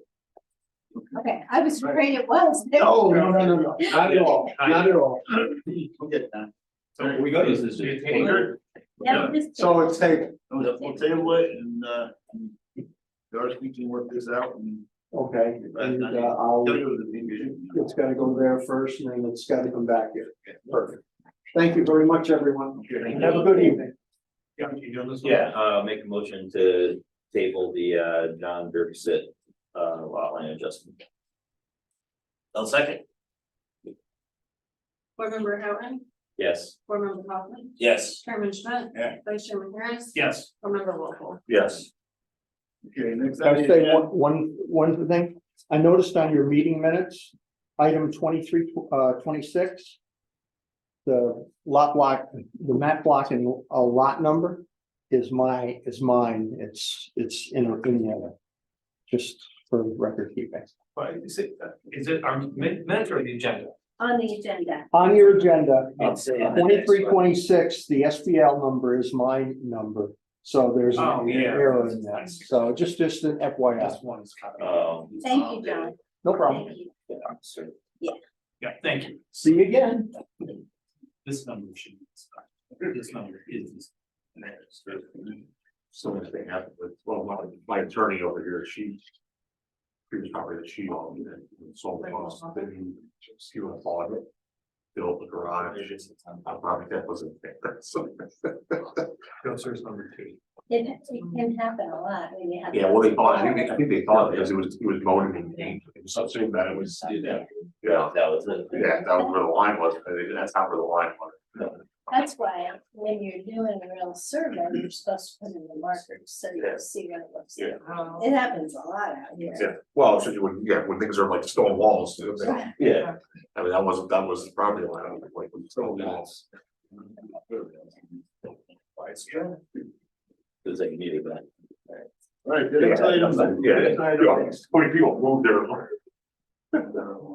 With the wall over.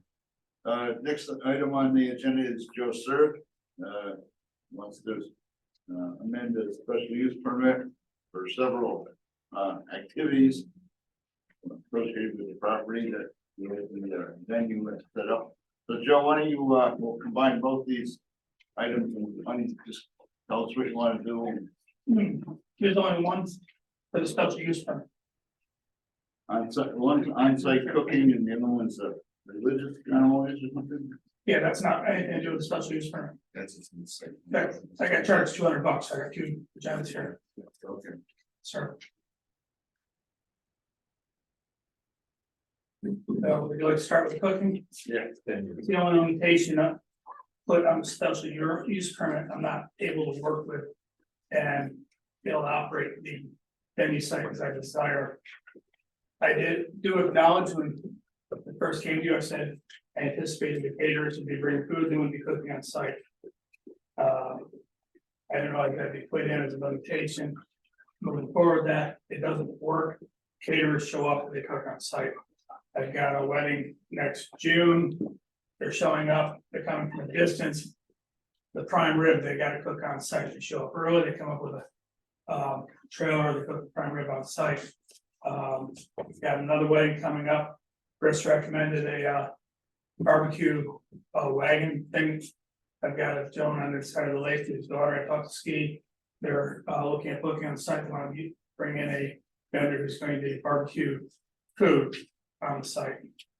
Additionally, not being able to cook on site prevents me from getting a liquor license down the road. So. I've talked to the neighbors. But we come, you have to they have a public hearing for it. The closest buddy neighbors who were at the previous meetings had no problems. We're gonna have problems, Mr. Segura. It's personal. I don't believe there's any reason why we shouldn't be allowed to cook on site. When you're talking about cooking on site, is that in a commercial kitchen in the barn or in the other building, or are you talking about food truck? Okay, multiple. First off, we've got people who wanna have graduation parties. They wanna throw out a grill, cook some hamburgers and hot dogs. Graduation parties are real low end, we don't charge a lot, but they don't wanna cater, they wanna be able to have an outside picnic. People show up, some will show up with trailers, they cook inside the trailer. Other people will show up and cook on grills. I have to have a cooking facility on site. And when I do that, I'll have to go through the permits, I'll have to have the code enforcement officer there, I'll have to go through the health department and set that up in order to have a liquor license, So all of the above. all of the above. People are talking about doing a barbecue or a pit, if you cook a pig in a pit, we've got fire pit there, so it's gonna be various sites near and around the barn. But you're not planning on putting in a commercial kitchen or facilities, you're going to do grills and barbecue pits and food trucks, you're not planning on putting in. Yeah, my concern though is how do we I- limit what type of cooking is allowed? Right. Because if we just say cooking is allowed, in theory, anything can happen there.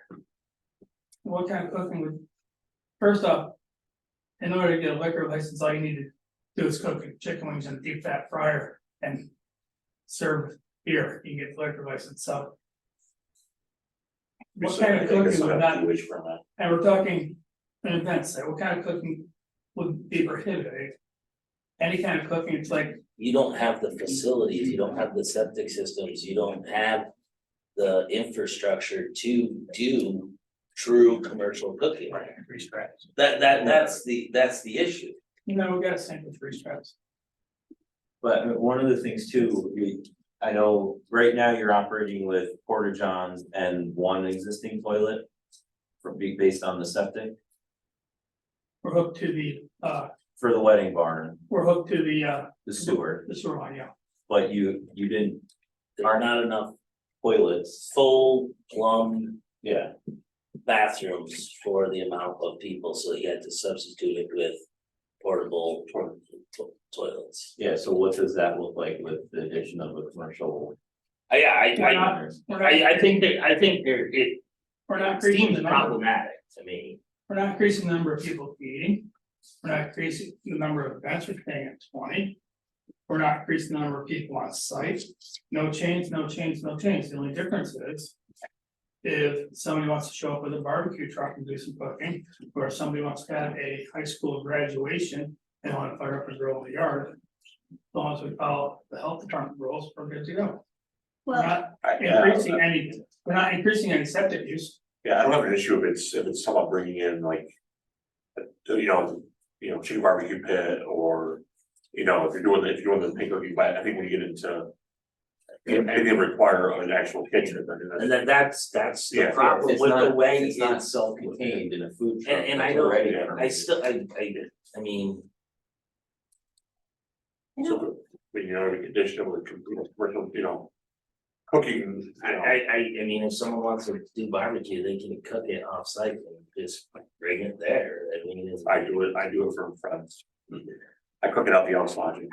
We bring it to the party. Yeah, I mean, so I don't see it as that problematic, the way it's currently set up. I haven't found one other venue site that is prohibited from doing cooking on site. If you know of any, the firehouse. I was the one that signed on and it was okay with the special use permits that we issued. I mean, you read the special use permits. No, I didn't. You were okay with them. No, I did not read it. We read them out loud at the meeting, Joe. I was not afforded the opportunity like you afforded the previous gentleman. I'd like to move forward. Joe, let's just clarify, we read that thing out loud. and You did read it out loud. That's what Matt said Absolutely, is you're right on. 100% accurate. So let's just get the fact base straight here. Because that, we went through word by word with you sitting there. You didn't have it in a hard copy, but you said yes, yes, yes, yes. So if we were there, We've had- so now you want to change. So let's see what opportunities we can have to change. But we're not gonna go back and say, you didn't have an opportunity to do this, because Matt's is totally correct. Yeah, we had a whole separate meeting where because you already came in and said, I didn't have an opportunity to read it, and then we went through it again, and we read it again at the next meeting. Painstaking. So let's move forward. So, We're to change the yeah. permit. We're not gonna change anything else as far as size of venue, number of people, number of events. We've made it through the first season. Absolutely flawless execution of the entire season. so I guess, so, Your code enforcement officer. yeah, Chris. I know we did the notifications, but do we have any issues or anyway, for any of the events that they had this summer? Yeah, no, okay, well, that's good. I mean, at least we, I think noise was one of our biggest things that we're gonna have to deal with, so. We did work with the two gentlemen, the old bed and breakfast and the other buddy property owner. They've been invited over to the venue sites. When we've had venues going on, they've come over, nothing but positive results. So the only thing I see in the application is just amend current special use permit to include on-site cooking. Was there any other detail or plan or anything? That's all there is, just that. Yeah, I mean, again, He I asked to remove the restriction on onsite. That was it. That was. and like I said, Teresa, my concern is just to say allowing on-site cooking, that opens up the box to all types of cooking, and he doesn't have commercial facilities to do certain types of cooking. There's only certain types that would be applicable, portable grills, a barbecue pit or a barbecue trailer or something like that, that wouldn't necessarily affect the septic systems and other things that we would have to review and look at. Prep of food. Yeah. It's literally like you can grill it, but if you're using more, water or something like that, or, and I don't know what the Department of Health permit would require for that sort of stuff, but. And where would it be on the site? Would we limit it to should the plan be updated to show this is where the cooking is allowed? It's honestly, it's up to you guys. I mean, he's made a request to remove it. You could partially remove it. You could specify where it's gonna take place. You could specify that, the indoor and outdoor preparation of food and cooking has to be approved by the Department of Health. I mean, food trucks are different. They have their own permits. They bring That's permits. easy. Which I would have an issue if. Yeah, I mean, If the cooking on site was in a permitted Food truck. food. Yeah, I mean, I think we could They also have exhaust, they have an exhaust, system. I mean, I'm just thinking. We had a lot of discussion on noise and sort of neighbor impact, and I'm just thinking, a chicken barbecue for 150 people. 3 feet off of the property line, they're gonna complain, so how do we?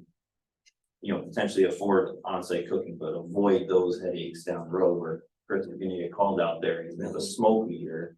Along with the decibel meter. It would smell good, but I mean, that's. Yeah, but I hear what you're saying. it's gonna be like. Well, that's what I'm thinking is, again, what happens, so if you're doing barbecue, So, and the other thing, Joe, is that you did open the door on this liquor license. What's contemplated with that? I mean, you're gonna have, they wanna have cooking, which, this probably kind of reasonable, but once you start getting into the liquor license, are you gonna open a bar there or something? No. Like, for people, that's what we're gonna have a public hearing, people are gonna say, well, now he wants a liquor license, and it's just like, I know we don't have any authority on the license. If you're gonna book a venue site, you're gonna want liquor on the site. Yeah. they could even think of a 1-day liquor license is what they have. But it's not, it's just like, Yeah. people are gonna ask, they're gonna, We use it the same way You can get a 1-day liquor license. You can get 5 of them for the site for the year.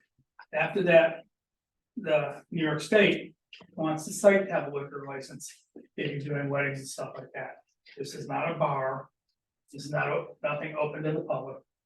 It's, you book this site for a wedding, you wanna have beer and wine. We're authorized up to have 20 events during the summer, but we can only have 5 of liquor. That extremely limits our ability to try to make any kind of income. Well, then why didn't we make these proposals when we were here the first time? Okay, so I had no idea about the liquor license. I did not know. There'd be a limitation of looking at the site. So. It's a learning process, sir.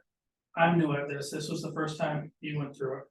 I was planning to treat me like the other venue sites that are allowed to have be used as venue sites in the town of Williamsburg. So it's a correction. Working with what we've got, a whole bunch of limitations. I'm only asking for one change so that we can continue forward. In the future, I might be come back again with support of some of the abutting neighbors about a couple of the other ones. But I'm working with it. We did 4 events this summer. I've got 1 more this weekend and we're done. Very small operation. Which, I mean, you did say it was, I'm gonna try this out and see if it works, and then that was part of the deal was, okay, then these other things, if that's working out, you have to come back to us for amendments, so that's, I get why you're here to Not, make those amendments, but. we're not opening a restaurant. The requirement from the liquor authority is that we be able to cook food on site. Ours get away with it with a microwave doing chicken wings and stuff like that, or deep fat fryer. If I was going to go and establish a place where I'm gonna do a full-blown kitchen and stuff like that, I've gotta come back, go through the code enforcement officer, get all the permits, make sure everything's up and snuff. I've been working with Chris. I'm looking at putting some heat in the barn and air conditioning.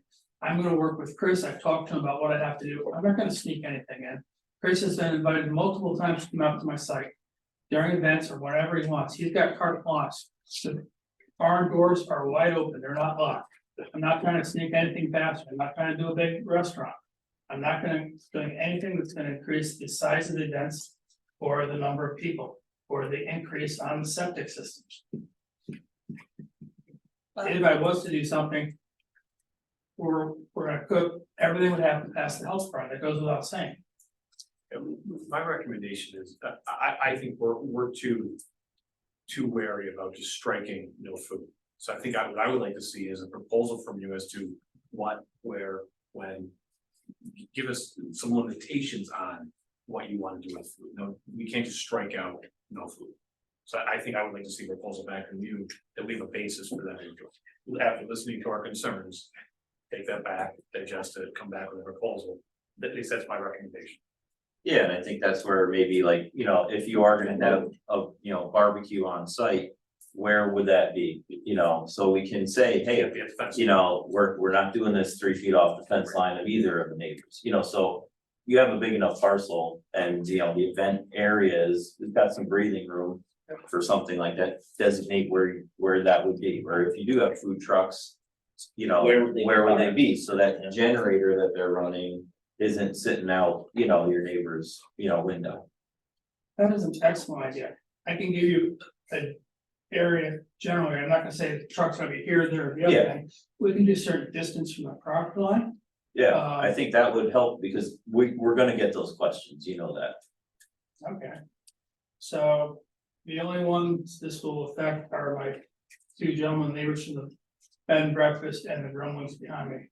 I'll consult with them first about if, so I get the neighbors on board or at least find out what their concerns are. I said, everybody's been happy, nice and quiet. We haven't even come close to sound problems, traffic problems, nothing. Well, that's good. That's great. So I mean, I think from my perspective, those setbacks, I mean, I don't know, Mike or anybody, if you have other. No, I think we need to show like a food, where the food will be prepped, the food prep area, you know. And, you know, without other site improvements, I think it's going to be limited to mobile food operations, you know?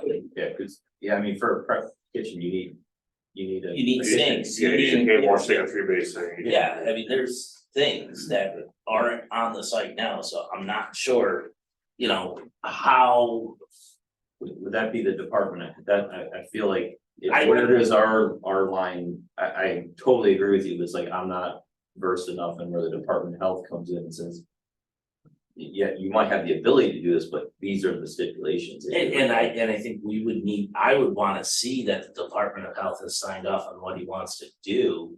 Because there might be site plan implications that he may have to build a small kitchen or might have to build something. Yeah. Exactly, but whereas the food trucks, like Teresa said, are kind of a standalone one-off thing, that's much They're easier. bringing that in. That's much easier to permit, because for the special use permit, we can allow food trucks as long as they're in this location. As long as they're doing. Yeah, this. yeah. Matt, what about people wanna have graduation parties? I've had a couple people where I'm like, we wanna do a graduation party, so it's fire up a grill, just hot dogs and hamburgers. That, you can do that in your town parks, you can do that at the fire department, you can go down to Collins Park, you can rent the pavilion down there, you can fire up your barbecue pit down there. It's very low impact, it's something good for the community. I don't know what the Department of Health regulations are on a commercial venue. That is you know, I think there's a difference when you're charging money to use your property, right? You have to pay Collins Park to go down there. You have to pay to go. I do not know. It should be contingent that have to follow health department rules. Well, Hey. if you could get the rules from the Department of Health and give them to us, Joe, then we'll know what those rules are. Yeah, and I don't know where the line is for like, you know, if a place doesn't have a liquor license, I think you can bring your own. Yeah. And, you know, so there might I think- be some latitude there. I think it's whether or not you bring it, or if you're serving it or. Yeah. So, Okay, I don't know. wait, Can't bring it out. They don't, We you don't right on regulate, that. we don't regulate liquor. Yeah. That's completely outside of our lane, so I Yeah. just don't even wanna talk about it, Okay. because So you regulate food? I'm dealing with the same agencies. you know, Joe, I'm asking for, we- Teresa, I'm not trying to. we gave you a special use permit based on what you told us. And everybody here is willing to listen to what you're asking for, and we've already identified one thing that we really don't care about, right, the food trucks. So if you come back and show us where the outdoor grilling and where the kitchen is gonna be, then we have some basis for discussing this. But it's hard to discuss something in a vacuum. You're not really giving us any information. You know, they've said, we're concerned about it being close to the property line, so show us where you're proposing to do it. And show us that what you're proposing to do is gonna be approved by the Department of Health. We don't wanna approve something and then find out that it's not allowed. We also Totally care. understand. Okay, all right. Thank you, Teresa. Okay. So I will, Just table it. for Yeah. now. We're gonna make a motion to table this. One last question. Consideration. I've talked to Chris, do you need a new, long form ENCON 4 for that part? No, not for. No, so, I mean, Unless it's like a new structure or something. no. Yeah, it would only be if what he wants to do has implication, requires things hardened. Show us what you wanna do first, and if it's far from the property boundaries and it's, you know, it would have to have a significant adverse environmental effect as a change, and, you know, I'm skeptical that that would ever be the case, so, you know, why fill out paperwork? Teresa, would this necessitate a public hearing then, since it deals with the special use permit, or can? It's amending especially. Well, you're amending it, I guess, and it provides for, you must have a public hearing, so. Yeah, I don't, it's not discretionary, like if it was just a site plan amendment, you guys could Yeah. decide you've had enough public hearing. Okay. But I don't see that. Yeah, with a yeah, I special mean, use because the permit. last time we had the public hearings, there, you know, You promised people if I could come back for amendments, you'd have another public hearing. Yeah, that's. In my recollection, I'm getting old. No, I think you're right, Joe, I don't. I but there don't was, think we have yeah, that there was much. considerable public concern about the whole wheel over there. It sounds like you haven't had any complaints. Where we could, but, you know. So, So what's this site plan approval? We don't regulate Bible studies, weddings and We other have to- religious. Well, yeah, to the ceremonies. table, the. Oh, Give them okay. first. I think that, I'll make a motion to table the Joe Serve, amendment to the special use permit application. I can second that. I talked to, second one I talked to Chris, he said, is I'm sorry. Board Member Walpole, Yes. Board Member Howard, Yes. Chairman Schmidt. Yep. Vice Chairman Harris. Yes. Board Member Hopper. Yes. Yeah, we don't, if somebody wants to have a Bible study in their house, or a wedding in their house, or a religious ceremony like a breast, we do not regulate that. But he's proposing a building. And you're. What building? What The church. building are you proposing? And under the R1, he needs site plan approval for religious institution. And I'm going to have Bible studies, religious Are you ceremonies, building something, sir? we're gonna use the barn as a church, and we're going to build right where it says. The phase 2 new church area. Yeah, so he's proposing a building, plus it does say. You have to. Since we last talked. I'm in the front house, Reverend Denise lives there, I'm a reverend now. And according to Chris, we've got members getting together for religious purposes, whether we're building something or not. I need a site plan approval for religious institutions, that's your zoning. So Yeah. I that's in think the we- front we- building? Well, but wait, because he doesn't want the studies to count against his, how many events he can have in that building. Yeah, I think I'm gonna suggest that you table this one and we're gonna have a conversation about it because there's some stuff there I'm not really comfortable with. And I wanna understand legally what the basis is, and I'm not understanding it really now, so. Just to understand, when it says church area in pink, is that a building that you're planning? Oh, for the church area. What's the Yes, building? what is it, a building? That's the maximum area of the building, yes. I've got 2 buildings right now. I'm looking to purchase one of them, depending on the outcome of this. The plan says you'd be able to use the barn for religious gatherings. I need your site plan approval for that, according to Chris, according to your town zoning. Under permitted uses for that area. One permitted use is religious institutions. Religious institutions, it's defined religious institutions as people getting together for religious purposes, ceremonies or faith. I'm required to have a site plan before I let Reverend Denise or me start using the barn for religious purposes. It's a site plan. You So don't, it's the barn, the same barn that's there now. is currently going to be used For now, for now. and he wants to build this, he bought one and he wants to move it to here. I have, it's under contract. To be able to use as a religious institution. So Joe, is your ultimate idea and goal here to say that you're now a religious institution and you no longer have to comply with the special use permit for events? No, my goal is to provide a facility in Mariah Lake where people can get together and worship as they please.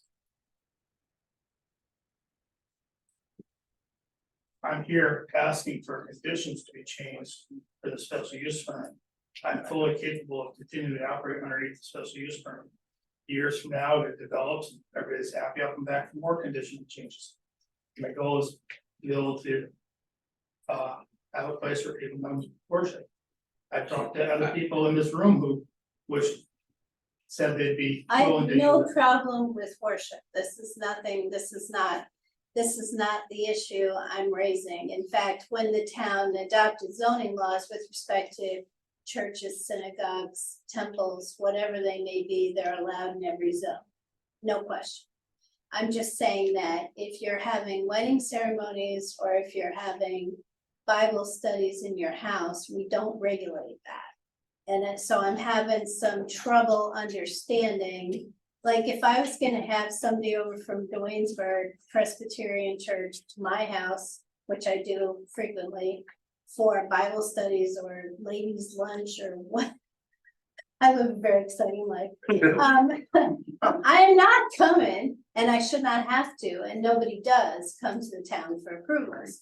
So I don't, it's not clear to me at all that you need any approval, is what I'm saying to you. So section 6.3 Says I do. says for a religious institution in R1 district. you For a need site- religious it's- institution. That's what he's making. Re- He's and trying to make please read the it definition of reads religious he wanted to institution. make a church. That's what he told me.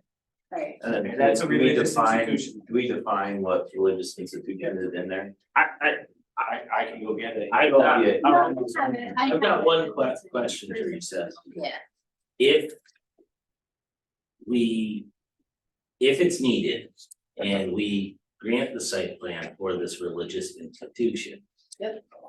What activities can happen at a religious institution? And how does this blend with? The way- Because now, the way, can you have as many weddings as you want at this religious institution? Could you have a wedding every weekend? Could you have a wedding every day? And Yes. church barbecue. Yes. Every day, and Yeah. now we don't have the restrictions that we put on the special use permit. that's correct. Cause it's blended, it's not that That would be my concern. So I'm sorry, where's, looking for you distracted me, Matt. I'm looking for the definition of religious Six. institution, 6.3117. 63117, thanks. I'm sorry, 6.317.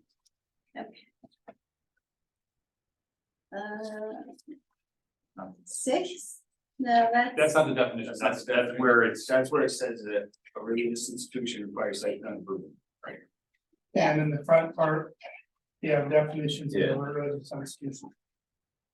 Yeah. I'm looking for it, I'll get to it. I think the definitions are in the front. Is that what you're saying, they're in the front? Yeah, front.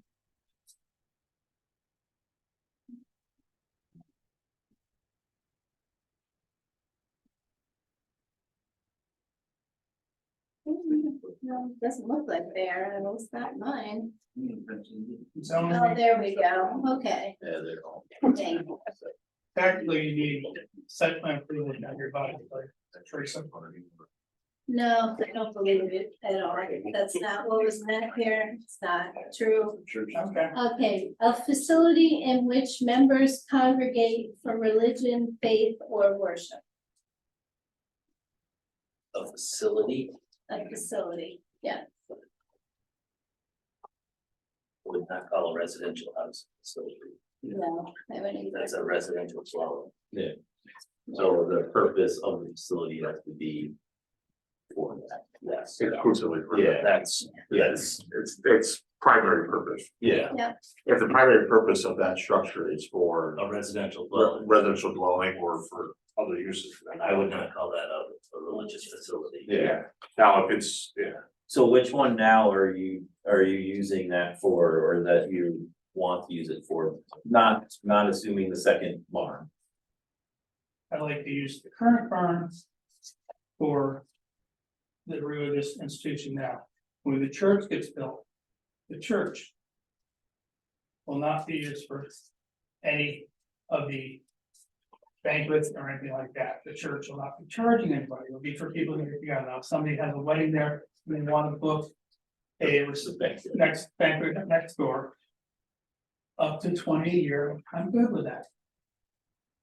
It's something the community needs. We are in a religious desert up there. We used to have 3 churches up there, each one under half-acre lot with a residential structure on the property as a rectory.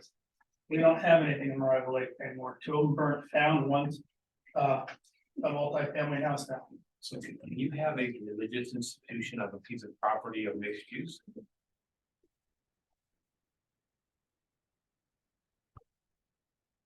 Well, this property is already really mixed use because it has the barn, which is being used for the events. It has the house that's being used for residential purposes, and then it has an apartment use that's being used as well. Well, it's a bed Well, it's a and bed and breakfast now, breakfast, right? Right, bed and breakfast. More like a record, I mean, River Denise, and then the customers, yeah.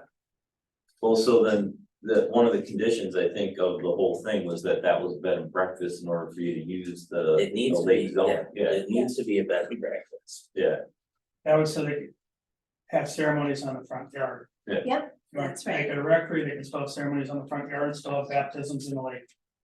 And we have been involved in 2 baptisms on the lake.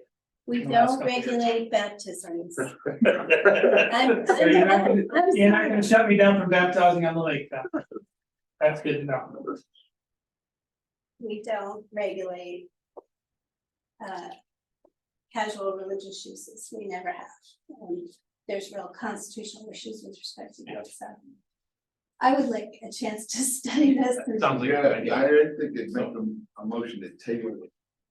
You need Discussion. the end time, To get long more form for this one. information. Right. So. Uh, the board- well, if it's gonna propose a new structure, Then yeah, then So- I mean, it has to go through. but now we got parking issues again, because you got more structure, you know, there. Emergency access. Yeah, there's a lot to it, I mean, You still have the same emergency access, still have the same parking, still have. you now have more But ability to put more people on the property, dual uses at one time. There's, well, I think we would have to look at lot coverage too at that point, I don't know. I mean, there's, insignificant, we're at 6.7 acres. We're talking another building that's 30 by 40. I just think there's a lot of things that we would have to review on that. So Is there, what is deficient on the? Of course, the purpose for this was a review of the site plan, that's correct, initial review. That was what was scheduled for tonight. So let's talk about that, what is deficient on the site plan map, which I need. what has been developed on the site plan since we last met? Currently, we're putting electricity in for the parking down the road. There's been landscaping done. There's 2 golf greens on the property, they're maintained. The area that was gravel, which I think we designated as non-criminal, that became pavers. A lot of work inside the barn cleaning up Pavers, pavers, permeable pavers, yes, all sorts of fractions, yeah. It was designated as a criminal stop. Yeah, it needs to remain pervious, Okay, but pavers may not, okay, you designated it as pervious, I said gravel, you said that's pervious. Or yes, not, you said it was non-pervious, you classified it as non-pervious, correct. it's still non-pervious. People, my insurance after code enforcement officer came out, the insurance company was not happy with the crushed. It was crushed the run camp down. They wanted it smoother.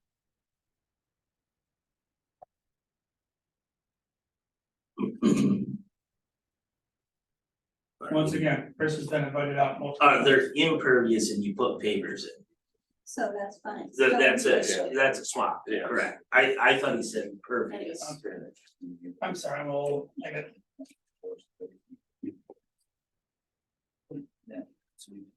But I think we need to understand what the implications of the religious institution and that are. And then once we have that, then we can comment whether the site planning is appropriate, what changes need to happen. We need to have that baseline conversation first in that review. Well, and I think what you're saying, Teresa, right? Yep, that's what I'm saying. Yeah, and how it interacts with the existing Yeah. use of the property with the special use. Correct. Motion. Yep, Someone started one. I think you did, Jeff. I second that. So what action would you like me to take before I come back next time in regards to the church? Or what do you You're going to research it and then we're gonna get back, next month and look at the map and. All I need is a site plan map approval. On our end, we're gonna look at this more just to kind of become more familiar with what's involved with a church and. What is a casual or is it a religious institution, that's our job. I think your job is to come up with a plan as to what you wanna do. When you're putting a church on, it's an occupancy type of assembly. It's it's churches, schools, or assemblies. There's certain code requirements that go along with that. I think you should understand what that does to your site, what it does to buildings, what it does to separation. You can't have buildings right next to each other without firewalls. You need to think about all that, so you can have a well-documented approach that you're proposing to us. Both that works. And I would also say, update your plan to show the improvements that you've done, because we're gonna want those for both the food portion as well as for this, so we know where things are on the site, so we can. I mean, we have to look at that like collectively, unless this is really going to be phased. You know, significant, but if you're looking to try to do this in parallel, I mean, it's gonna be helpful that we see all that at once. So where your cooking areas might be, you know, how does that interact with this new barn? You know, I mean, those are all gonna be factors that I think will be helpful to understand. And just to be clear, you have weddings already on the property, right? Yes, that way some property, Yep. that Okay. is clear, All right. non-religious. There was. That's just of the piece. Chairman Schmidt. Yep. Vice Chairman Harris. Yes. Board Member Kevin. Yes. Board Member Hoffman. Yes. Board Member Walpole. Yes. Okay, let's move forward here, for Northern Clearing. Enjoy the evening here, enjoying themselves, I hope. Excuse me one second, Jack. Guess I was told you wanted this. Board members, thank you very much for your time. We'll see you next month. Last time.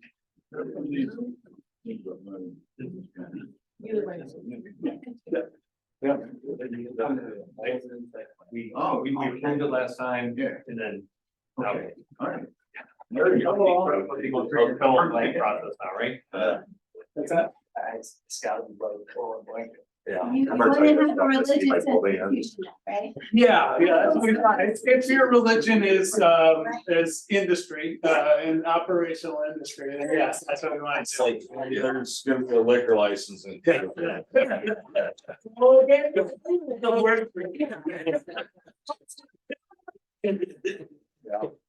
So, I lead on it just for a second. Everyone, I'm Frank Palumbo with CT Mal Associates, landscape architect. Here with me is Scott Greshner, who is with Northern Clearing Industries, and the client representative.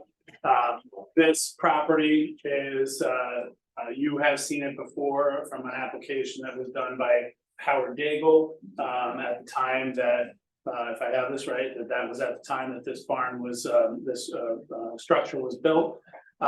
Northern Clearing Industries is now in the process, a very close process of the final purchase of this land. And they look to operate, let Scott go into the description of what they do. And then we'll maybe go into more of the explanation of what we're doing on this site as it relates to their business operations, if that's okay with everybody. That's great. All right, so Scott, you want to explain what you do? Yeah, so Scott Greshner, been here before, speaking with you folks. Our business hasn't changed from when we last spoke. We're a tree clearing company and a company that works mainly in the power line and pipeline industries, where we clear right away for work that happens. So whether it's above line power, below ground power, we clear right of ways and we build access roads, and we do state inspected SWIP work for companies that hire us. This property that we're purchasing basically is gonna be a hub for us in New York. Besides the work that we're doing locally, we have several teams of employees around the state that do a lot of national grid maintenance work. So by purchasing this property, it's gonna kind of allow us to have one area in the state where we can hold our equipment, hold materials that we use. Along with the shop that we have there allows us to work on equipment year round and continuously as we have. Our folks going out to different parts of the state and doing different jobs throughout the area. What kind of equipment? We have excavators, bulldozers, different types of tree clearing equipment. We call them hot saws. It's like an excavator with a saw on the end of it, things like that. Do you have the mats that they use, those big wooden mats? Yeah, so we have part of what we do in our jobs that we do around the area. Specifically, we're an Article 7 company that goes out and works state certified Article 7 jobs. So a lot of the times we have to build access through wetlands and things like that. So we have untreated wood mats that we utilize. And those work with us from job to job, and then from time to time, we have stockpiles of them until another job starts. Yeah, I've watched a lot of that going on up in Seagull County, and there's miles of those mats. I mean, it's just kind of fascinating the way that. And that is one of the things that will be on site. So the existing area now with some of that equipment that Scott was just describing, some of the mats, other things such as erosion and sediment control, socks, other things that they use for all of that. That's part of their business purposes. And that is right now currently, some of that is going on right here in this area here. They are presently sharing the building with Howard. Howard still maintains his operation in basically this corner of the building, and their offices are in this corner of the building, and then it's a large garage area there, all for their equipment now. So going into some of the things that were on the previous site plan, so we can say that we know that there are some actions that did not take place that we're gonna be talking about a little bit. One of which was the screening, vegetative screening up front here. There were trees shown at that point. What we're proposing now is more of a 4 to 5 foot high hedgerow there. Scott's concern is just in terms of the visibility, when they come out with their truck, with trucks, the drivers are up a little bit higher. And so if the tree canopy was there, we think it's safer for the roads, both them and the public at the road there to have the more of a hedgerow there. And it will still like one of the reasons that been talking with Chris that was there, and we have a concern with it as well, that there are some houses, trailers across the street. They're the primary impacted viewer there. So we think that the hedgerow will still screen the parking area, screen the lights when they turn on, and have as the least amount of impact on those residents across the way. We wanted to be good neighbors by having some sort of screen there, but yet not have any visibility blocked for any incoming or outgoing traffic. Obviously, we want to have safety as our top concern. Were you planning on lighting that lot, you said? I'm sorry. When you said you plan on lighting that lot? No, what I was talking about was like Headlight. Headlight. Yeah.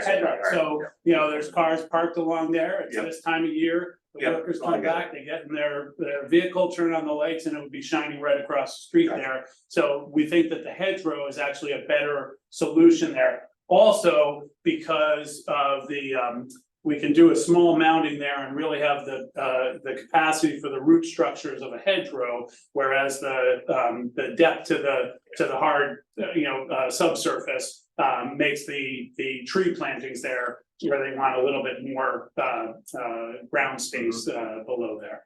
So that was one of the changes that we're proposing from the original plan. The parking was on the plan as 35 parking spaces. We've basically, right now, it's kind of a nondescript area of the gravel that is there, but so we'll be framing that up a little bit better. Let's put it that way, and still getting the 35 spaces there. You gonna pave it? Or keep it gravel? No, still gonna be gravel, right? So then up in this area, there is some car parking right now. up closest to the office. There are things on the site we want to point out as well. Right now, right in this area here, that were not on the previous plan, but they are existing, and I will say that where is my, there it is. This one right here, I said, I used the terms on the map, existing location of permitted above ground petroleum bulk storage tank. It is permitted by the DEC. It was not on the previous site plan, but it is there, and we wanted to bring that, to your attention. The container storage is just one that they can have any of the things, Scott, you were describing the type of things, it's really a lot about the safety equipment for workers. That's where they go in the morning to get their equipment that they need on the site, any of their safety products. So the real, the septic area is here. We will be putting in trees. Again, we called those out as the trees. We have a little more room to put the trees up there. We are going to have a fence right here. I think the original plan had more trees down in this area, but we really think that the fence is going to screen that better. And that is one area that if you're standing down here and you look up, you can see some equipment there. So we plan on the 6-foot high fence right in this area here. Again, wanting to be good neighbors, thought that would be a better block than trees that would come and go with leaves and things like that, so. So the big area in green here is for proposed for future use. Sorry if putting the green on there made it look like that was all going to be green space. We didn't really think of it at that time, but that is we wanted it to be differentiated there. And that area, as they expand the business operations and have more clients that they're servicing with those mats that you mentioned, they're big. And they will have those on lay down areas in there. So that area would be cleared. It does not need a lot of earthwork in there. In some areas where there's, to just get a flat enough area. But Scott, I think we talked about how they'll find the best areas for lay down of the different things that they need at that point. Go ahead. Yeah, in some of the area we're keeping open. So right now, I think we have it designated as operations use, material storage and equipment storage. At any point, our equipment fluctuates in and out depending on the work that we have going on. We just shipped another 9 pieces of equipment out this week going to Minnesota that aren't going to be back here for months. But we would like to have the ability to open up more areas so we can have a more flexible business when we do have a lot of work in the area to bring equipment in and not have to look at other sites to have a cost to rent further property for storage of our items that we use on a day-to-day business. So part of it could be the mat storage for a specific amount of time until those mats are needed in a different part of the state. And then that area could then transition back into equipment storage or silt sock storage or environmental control sock storage, kind of whatever we're using for that job at the time. Our jobs aren't necessarily cookie cutter jobs. Not every job requires matting. Some require more environmental and vice versa. So. But you can imagine that in order to, it's one of those businesses that I certainly didn't think of right off the bat. But as we do design plans all over the place and, the power lines, all these things, this is something that is necessary throughout our area. And this is the type of industry that provides that. It would be very difficult to have those type of mats stored in any other fashion. They need a large lay down area in the outside. So we, last but not least, I wanted to bring up, we've shown a proposed stormwater basin area, a management area here. We know we have to provide a SWIP. We'll detail that as a plan that addresses the full capacity of that clearing, but then as operations dictate, they would do the work that would be necessary. We do believe our original sizing, this is a low area, it is not a wetland. I went out there myself, to investigate it. It did not show up on any, federal, on the short form, the DEC, check the box, no wetlands. But we always still take a look, as Teresa had mentioned earlier. So it is a low area, but I did not see it as having the abundance of wetland vegetation types. So there was also this here was on Howard's plan as a stormwater management area. I cannot confirm or deny that it is. What is that it's a swale that heads down to this area here. I don't have information on how that was originally sized or, designed. On the approved site plan, basically just showed, sort of two concentric lines of showing a bottom of something and a top something, but with no grades or elevations applied to it. It does appear to work with there's a swale that comes down here and comes into this area. We can only do our best to sort of assume what was done, and how it functions, and we'll add that at least in the description of the existing uses, on this, in the SWIP plan, and how it will function together with the new basin here. Do you plan on changing it at all, just out of curiosity? I would prefer to not change it. I was gonna just check to see if Scott had any other ideas. It's got ground cover. It appears to have a small mound, and essentially, I think they were trying to do a grass swale when they did it. Well, knowing how it theoretically functions now, like you said, there was a swale running from the impervious tan area out, around and back. That's no longer going to be able to function if you put a stormwater area where you are, develop this. So, if you can design your new stormwater area to treat the existing impervious, and it would be redevelopment, so it's only 25% of the RRV, I would recommend doing that in your new design, and that way you don't have to try to maintain that drainage course and pattern, through this brand new site. Right, and that's what we were heading that way, Matt. This area does, drain mostly to that swale, and this is in a perfect location.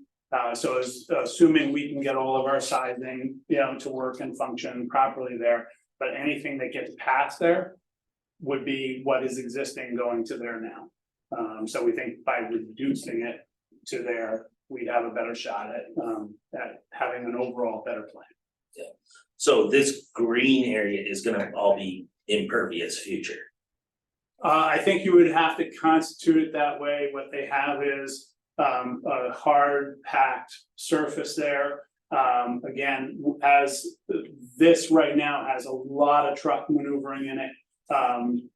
Big equipment movement, I shouldn't just say trucks, when they're lifting something up. So it does get hard packed. So I think we have to treat it as if it's impervious. The other question I have is the mats. I know, I don't know, I believe before you bring mats from one wetland to another, they have to be washed or cleaned or disinfected somehow. Or invasive. Invasive. Yeah, would those operations be happening here? Any cleaning that we do of equipment in a specific area that requires cleaning is done in the field. Because we don't transport contaminants. Okay, so that's good, because I was concerned about where all that water and everything would be, how it would be handled. No, if we're working in an environment where our equipment picks up seeds or things like that. All that stuff is basically cleaned in the field before being transported again. That's all part of our Article 7 work that we do, right? So. So they're essentially cleaned before they be coming back. Yeah, I mean, as clean as a wood man can get, the. Yeah. Right, so, It's You'd eat off it. buried in a wet. yeah, we don't have trees or grass growing out of them, you know, so. Won't be as shiny as the boats that go through the wash bays and stuff. Yeah. So there's nobody behind you and the state is beside you, is that how it works? Back behind us, should do it like, behind us in this area here, Yeah, it's, so first off, we have 40 feet that we're maintaining, so the setback for any structure would have been 40 feet. We don't have on this plan any structure at this time. But that 40 feet we've left there as a permanent buffer that we can apply. Behind us, Teresa, just from, I don't know exactly its location or distance, but there is an open field after a little bit more of trees that are on their property. And it kind of comes down, you know, like it's a field, but it sort of comes in this direction. It's not wide open, all of that. They have. That's that farm. That's the Sanders Farm. Sanders Farm, yeah, yeah. the one where the guy was coming for the 4 lot subdivision. That's what when they said it was next to the salt barn, I turned to Scott, I said, wait, is that I wasn't really paying attention to the address. I said, is that the property right next to us? And there are two houses in between, you know, but near the road. Yes, there's that house here, and then I think the one here, and then the salt barn is next to it. So yes, their land goes up and around this. You know, you can see, there's actually 3 houses between that and then the solar farm, and then this was the subdivision. It is definitely close enough. They, because that salt shed is like right across from the I-88. Yeah, You know, yeah. So we're just down the road. Are there trees between you and the first house there? Or is that like a? Right there? Yeah, Yes, there are some trees right along here. all right, and that's a buffer you can maintain, Yeah, that was the other reason of, okay, if I can avoid doing stuff here, okay, no, I see, it means we don't have to get in there and do any clearing. no, I see, yeah, that, No, I think you can account for where you're locating things. It appears like you can account for all that. Yeah, well, we're gonna try to make the numbers work. That's what we always have to do.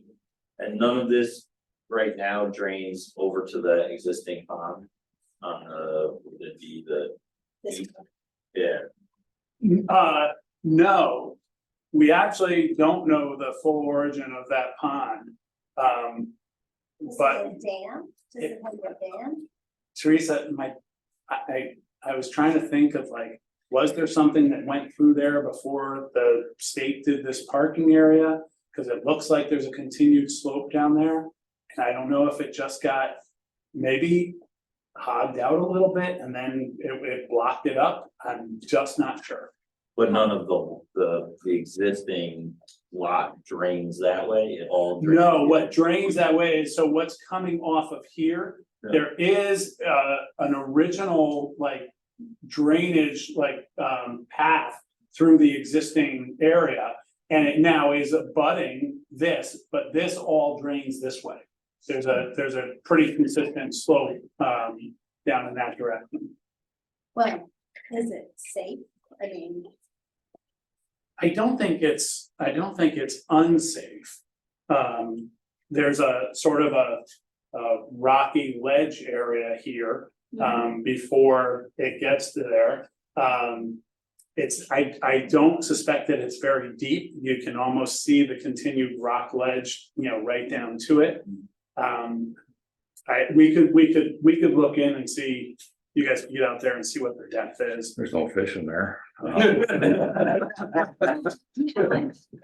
I know. There's just a question, are there any dams on the property, that's all. Yeah. You know, if it's just a hole in the ground that some farmer built 300 years ago, nobody cares. Right. I don't think it would be any.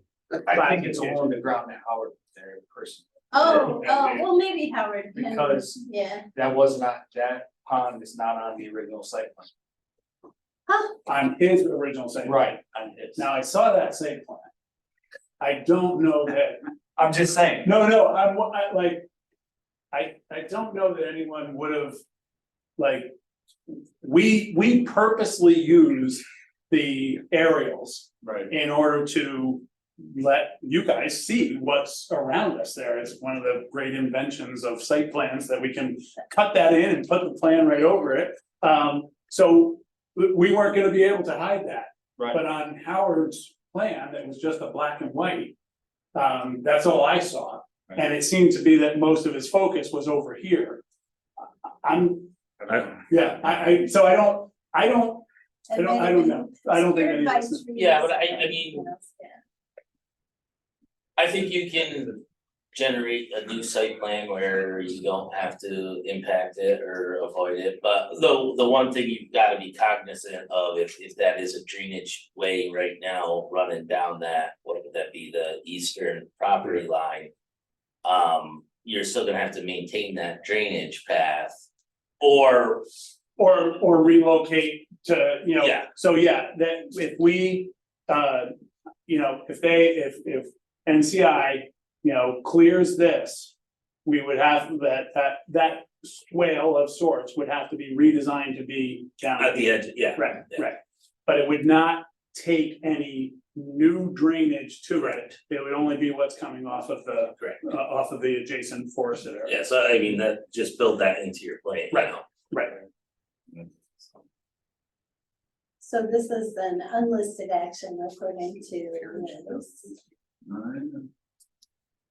Yeah, so that pond wasn't there in 2011, and you go to 2013. Good use of Google there. That's where I look. There you I go. didn't look at Google. I looked at ours. I have to admit, I did not do that. I didn't ask my guy. That's why I said, I'm pretty sure Howard was there. We weren't here in 2013.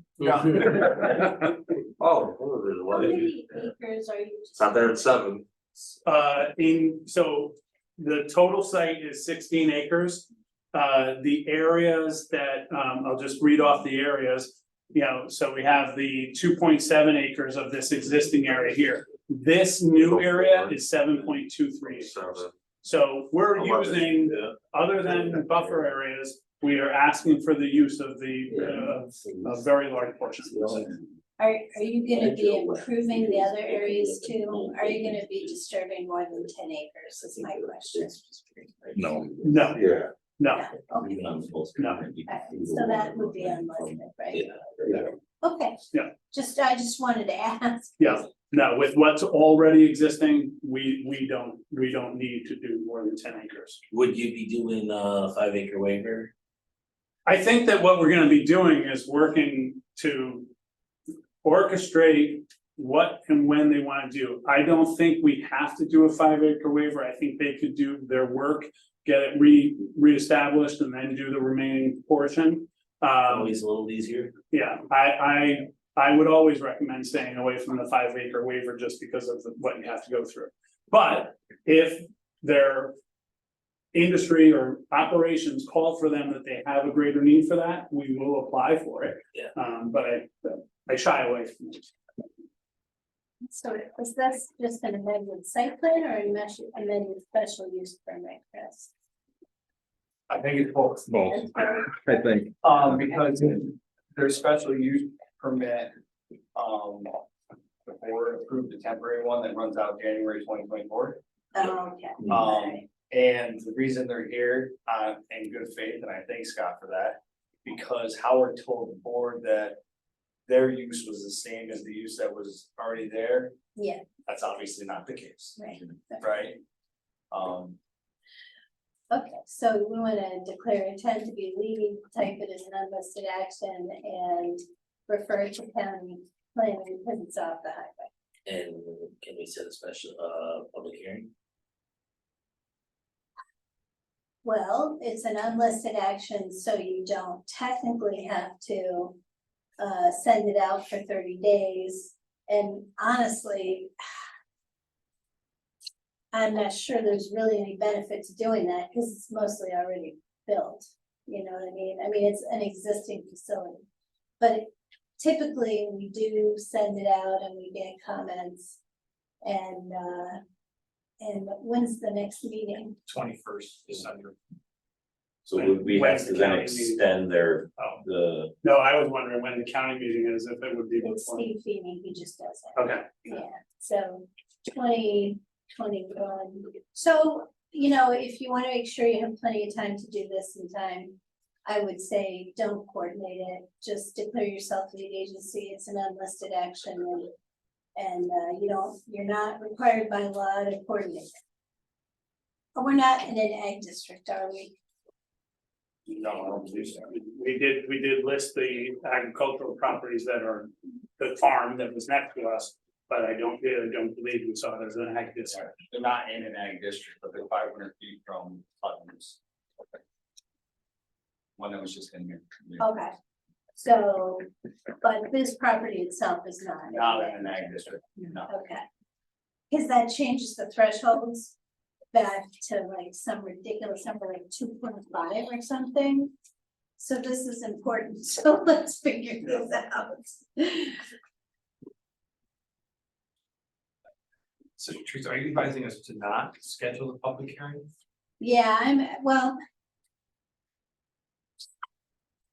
So I wanna make sure it's an unlisted action and not a type 1, because if it's type 1, you're required to coordinate.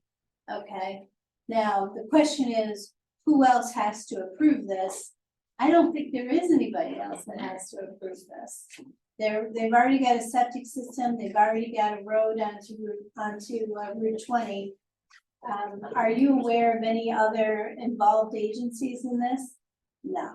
Okay, and they're gonna use the DEC general permit, which means DEC is not an involved agency either. So you could, And they've already got their bulk petroleum storage permit.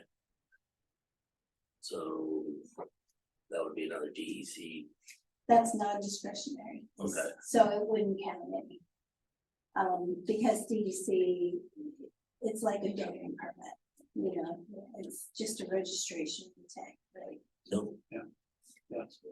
Oh, bulk storage, you have to have a whole plan, right?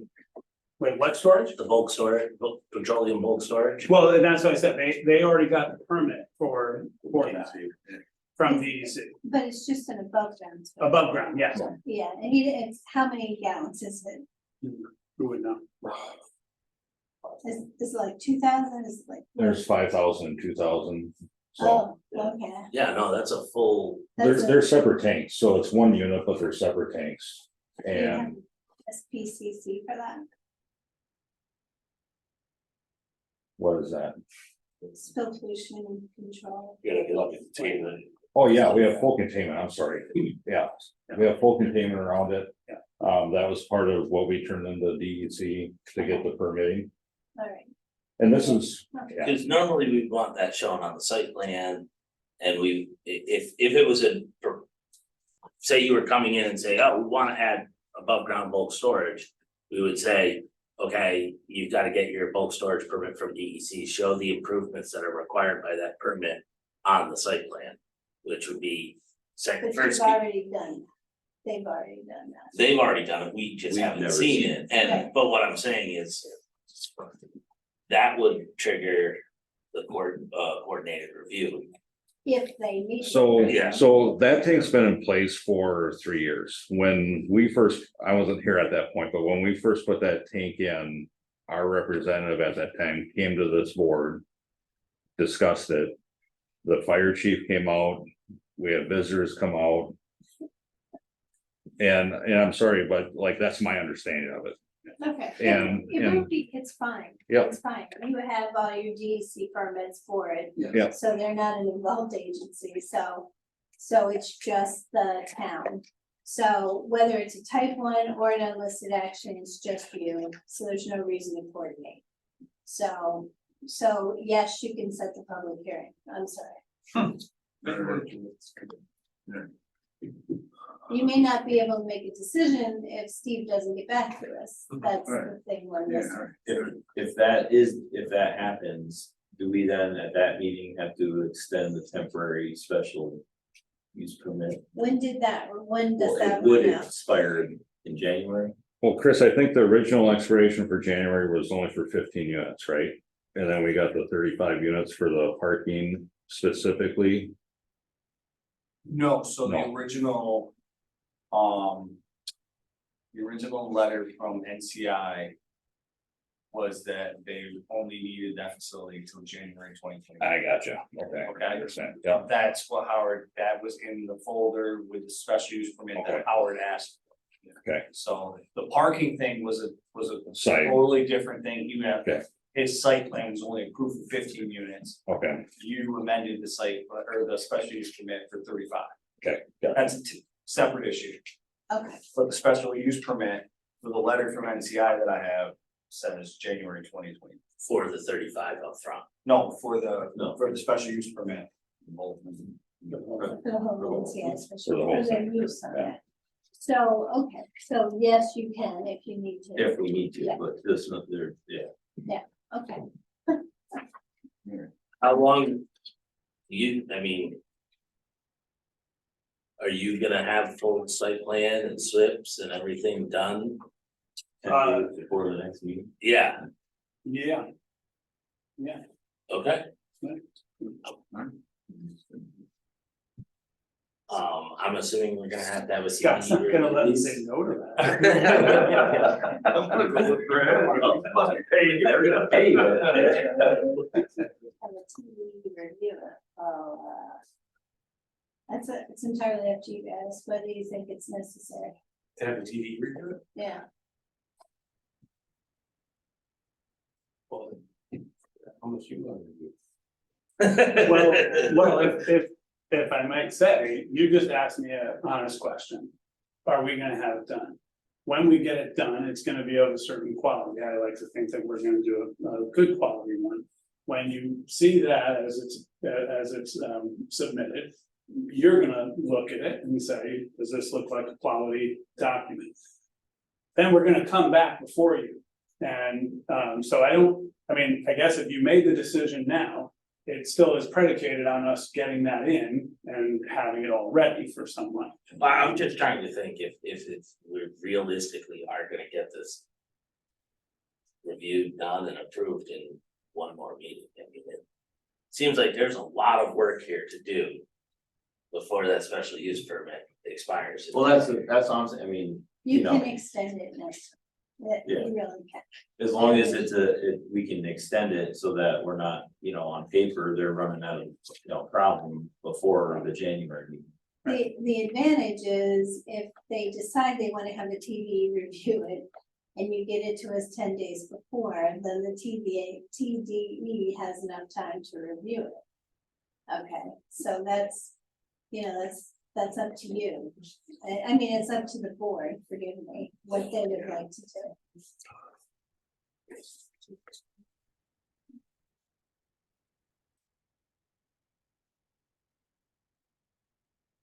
Yeah.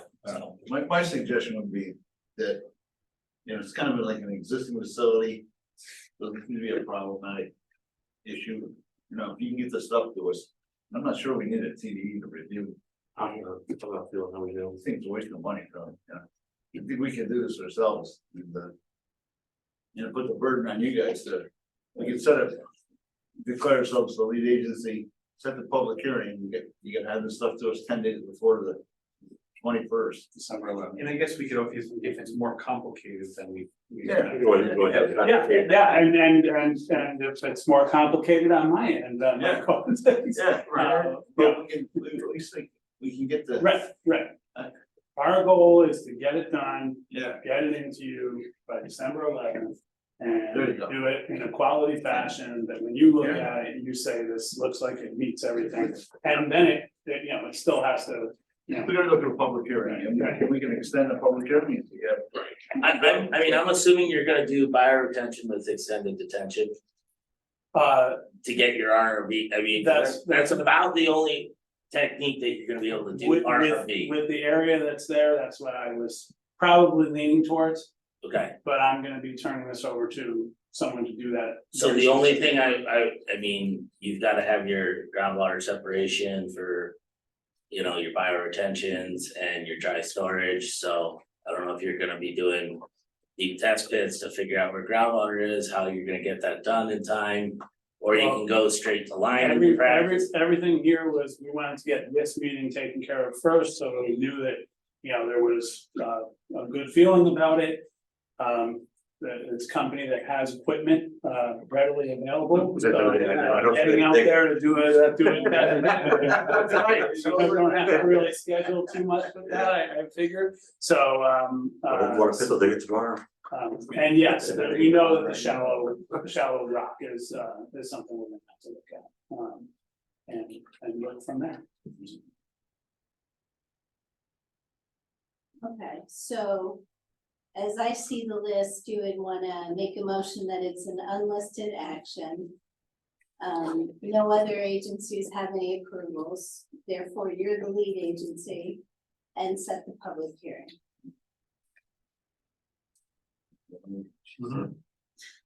Repeat that now. What she said. I'm gonna make a motion for the Northern Clearing Incorporated site plan approval and special use permit. We're gonna do the following, we're gonna list this as an unlisted seeker action.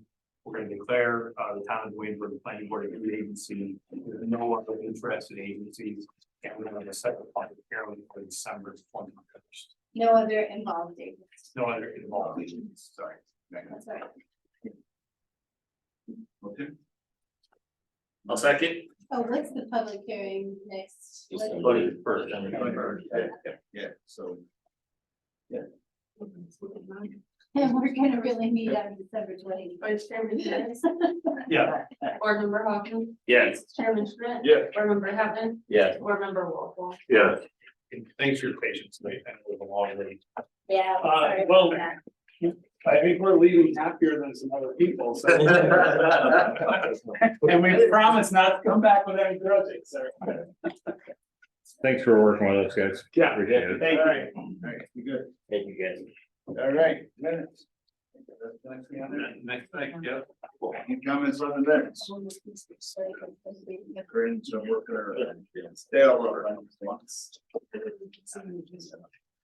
Yeah, I didn't have any comments. I had no comments. Sorry.